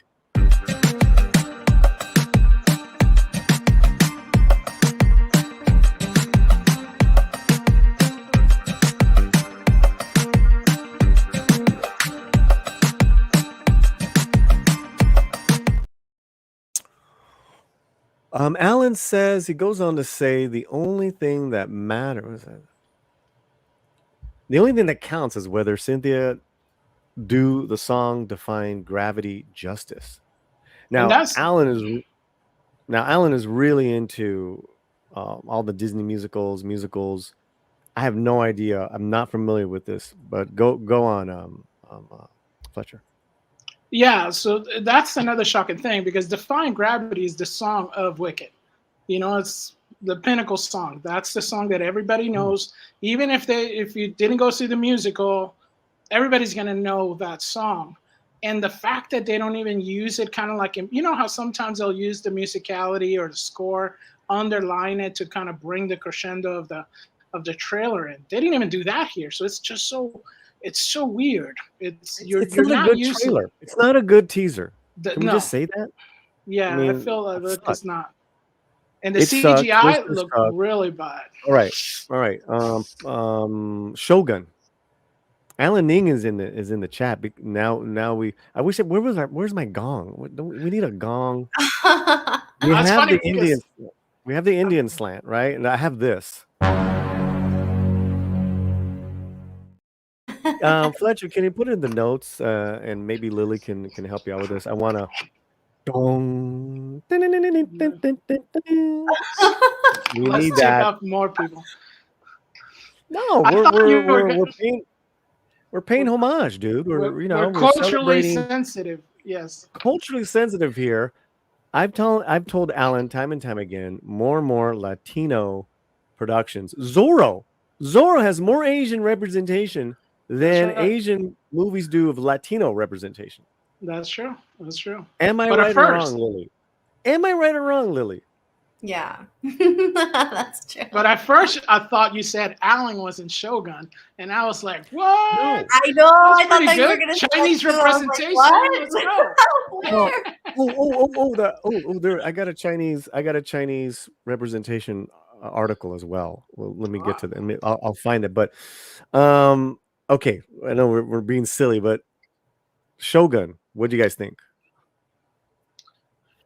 I think it looks really nice. It looks very polished. It looks very, a tale of two trailers, I guess it would say. You see the Wicked trailer, very heavy CGI, very heavy, like weird makeup. And then you have Shogun, which is like, it's so stylistic, but in a good way. You know, you see the sets, you see the costume. In other words, all the stuff that kind of Wicked failed at, the Shogun kind of succeeded at. The CGI doesn't look overwrought. The costume looks great.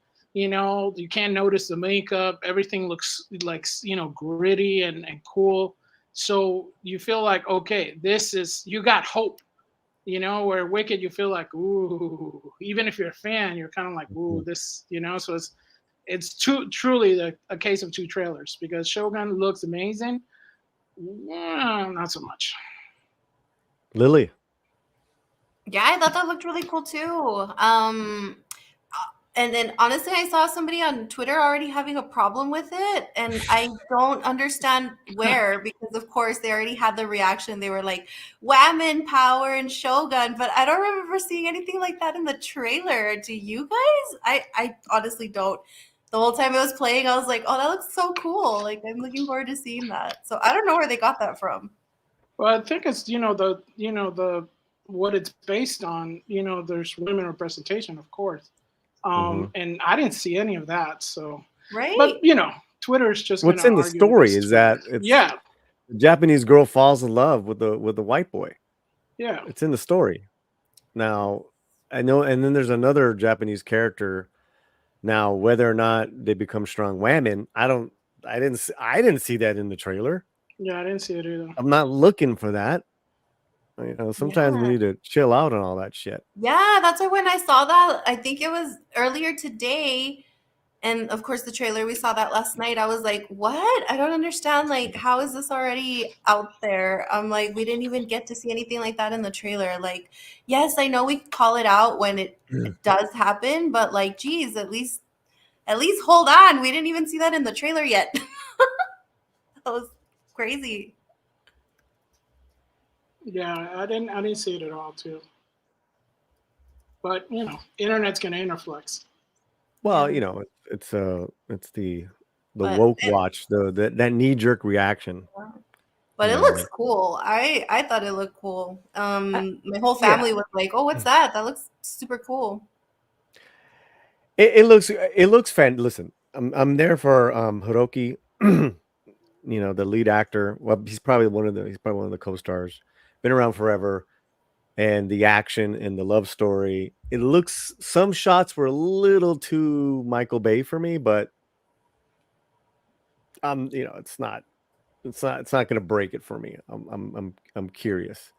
But I wanted to bring this up because Alan Ning and other Asians that bother us all the time because of our names, the Latino slant, Project Egg Roll. I get a hard time from these guys.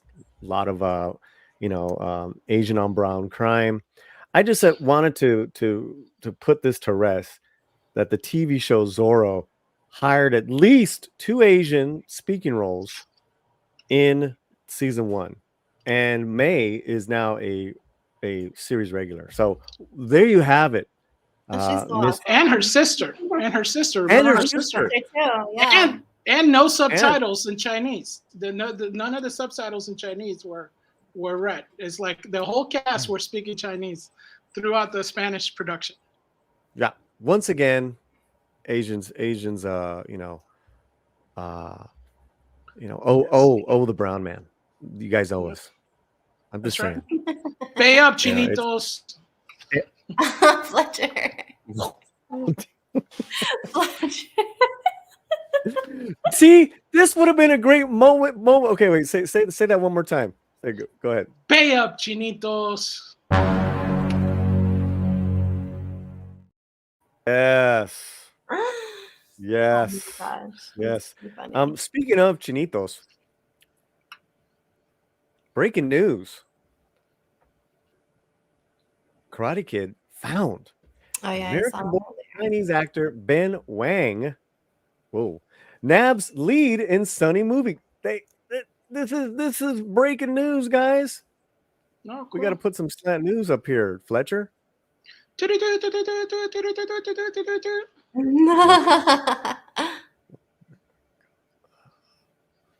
didn't see American-born Chinese, but it some people are saying that I'm having a hard time here. Check one. Come on, stop being so stubborn. Hello, can you hear me? We can hear you. Yeah, we can hear you. Sorry about that, guys. Breaking news: Karate Kid found, Lily. Are you excited? Are you excited? No, actually, yeah, I am.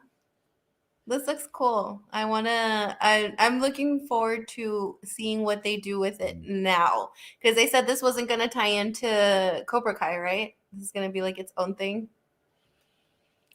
I have. Let's read. Because I have no idea, and I'm not happy. I'm just going to tell you right now.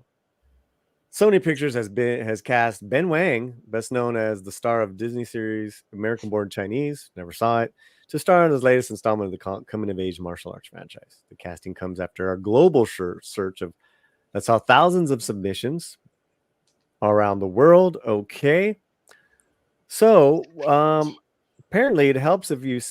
What the hell is going on here? If he speaks Mandarin, highly skilled in many forms of martial arts, including karate, Wing Chun, Kung Fu, Gumdo, Kempo, and Taekwondo. Some of those skills were already showcased in American-Born Chinese, the well-regarded adaptation. Okay. All right. The new Karate Kid will have Jackie Chan and Ralph Macchio reprising their iconic characters. Well, obviously you're going into Cobra Kai if it's Ralph Macchio. Right. What is going on here? Lily? What is going on? They I'm had not said happy no, here. though. I think they had already asked Ralph, and he said that this wasn't going to mess with Cobra Kai. I don't know.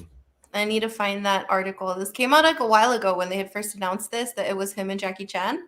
That was one of the things someone brought up, and he was like, no, this isn't going to affect anything in Cobra Kai, or it's going to be like its own thing or something like that. I don't know. That's what I remember. Fletcher, do you feel that Karate Kid, Cobra Kai is going to lead up at the end of the day to Karate Kid coming out?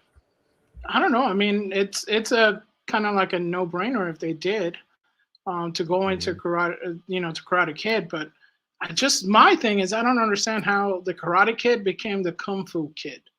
That's the one that I don't get. It's like you missed how is it still the Karate Kid? So I would. Yeah, exactly. Because I'm not Asian. I don't know if anyone knows that. Dun, dun, but even I know the difference in karate and gung fu. Just saying. Throwing it out there. Just throwing it out there. Plot details are being kept under the bonsai tree. I mean that's kind of racist, this writing here. That is under the bonsai tree. Under the bonsai the hell? tree. What the heck, dude, man? I'm wondering if anyone takes offense, but the new installment will bring the story of the East Coast to the East Coast and focus on a teen from China who finds strength and direction via martial arts and a tough but wise mentor, maybe even two. Wow. Yeah, I don't know, man. What do you guys think? Let me know in the comments below. Let me know what you guys think in the live,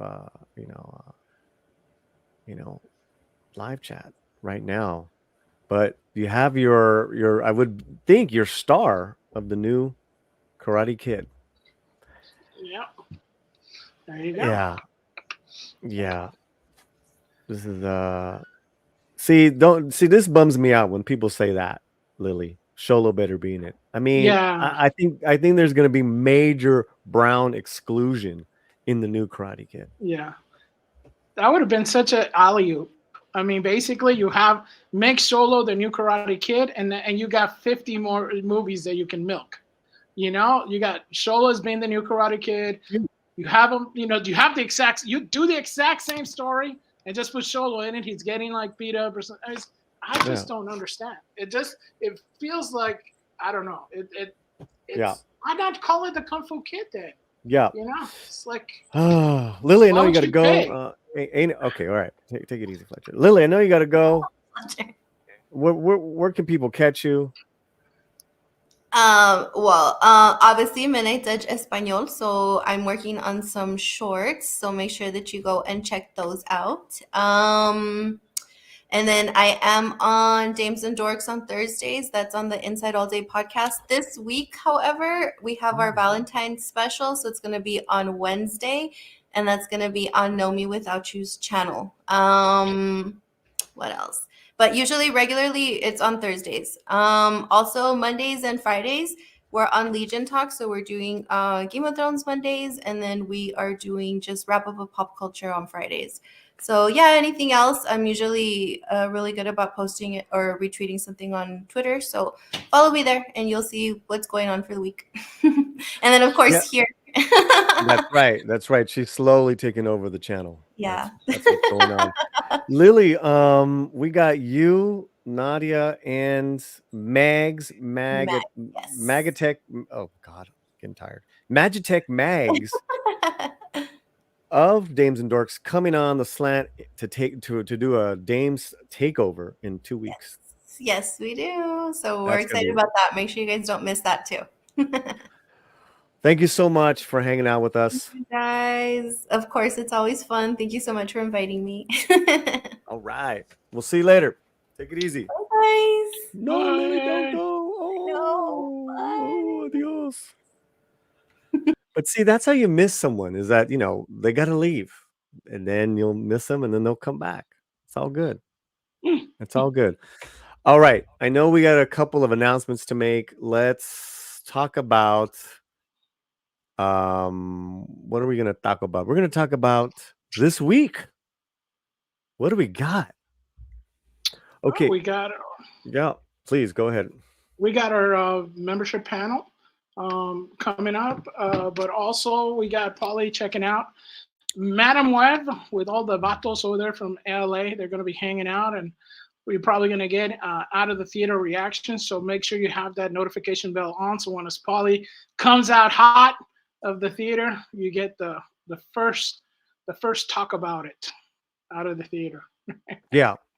Yeah, and that's going to be working up to the Versus panel with Chris Gore, debuts February 19th. Before that, I'm going to see Madam Web. We'll do that at theater review. We have a video coming out on Paul Chato's channel, like any day now, where me and Paul review Griselda. Great talk. Now let me bring up an image. Do I have it ready? No. Of course I don't. I don't have anything ready. No.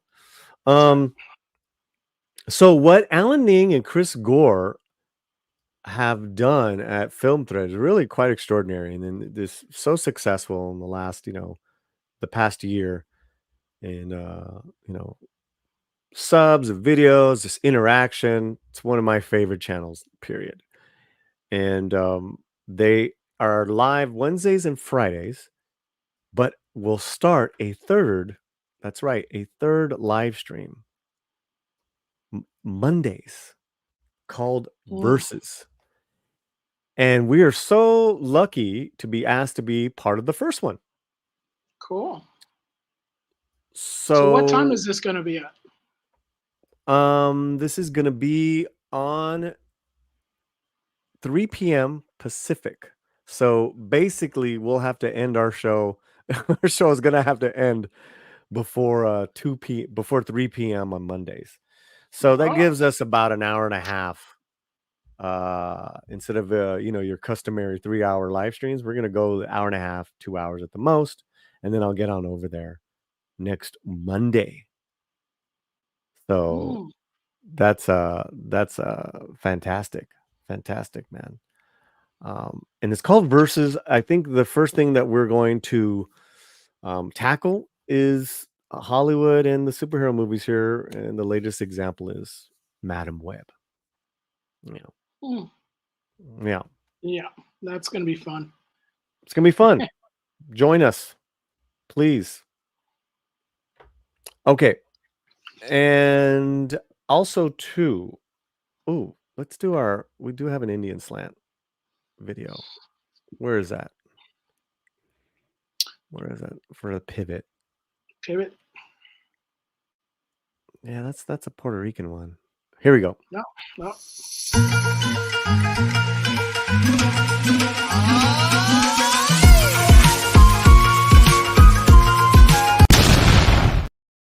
Boom. Boom. Okay, so I reacted to a horror film called Brahman, and where are we with that? It went wild for the slant. Yeah, I think we're almost 9,000 views. Oh yeah. Over 100 comments. It looks like an incredible horror film. It's a black and white film. I'm very, very, very excited to see it. It's opening in the theaters at the end of the week. I'm going. I cannot wait. I'm still trying to get my ticket. Don't see that they're on for sale yet. But what I did do, Fletcher, is I saw the director's movie before this that he did. And he's an incredible filmmaker. This comes out of the industry of India, not Hindu, not Bollywood, not even Tollywood. It's called Malayalam film industry. It's like the underdogs. They're the indie of they're the indie of India when it comes to film cinema. Very low budgets, but you get quality stories and incredible actors. And so this, I think, is a little bit of a step up. as far as look and feel with the cinematography. Mm. The film that I just watched, I will do a separate review. It's called what's it called? What's it called? Tell you, man. Towards the end of the third hour, you start losing it.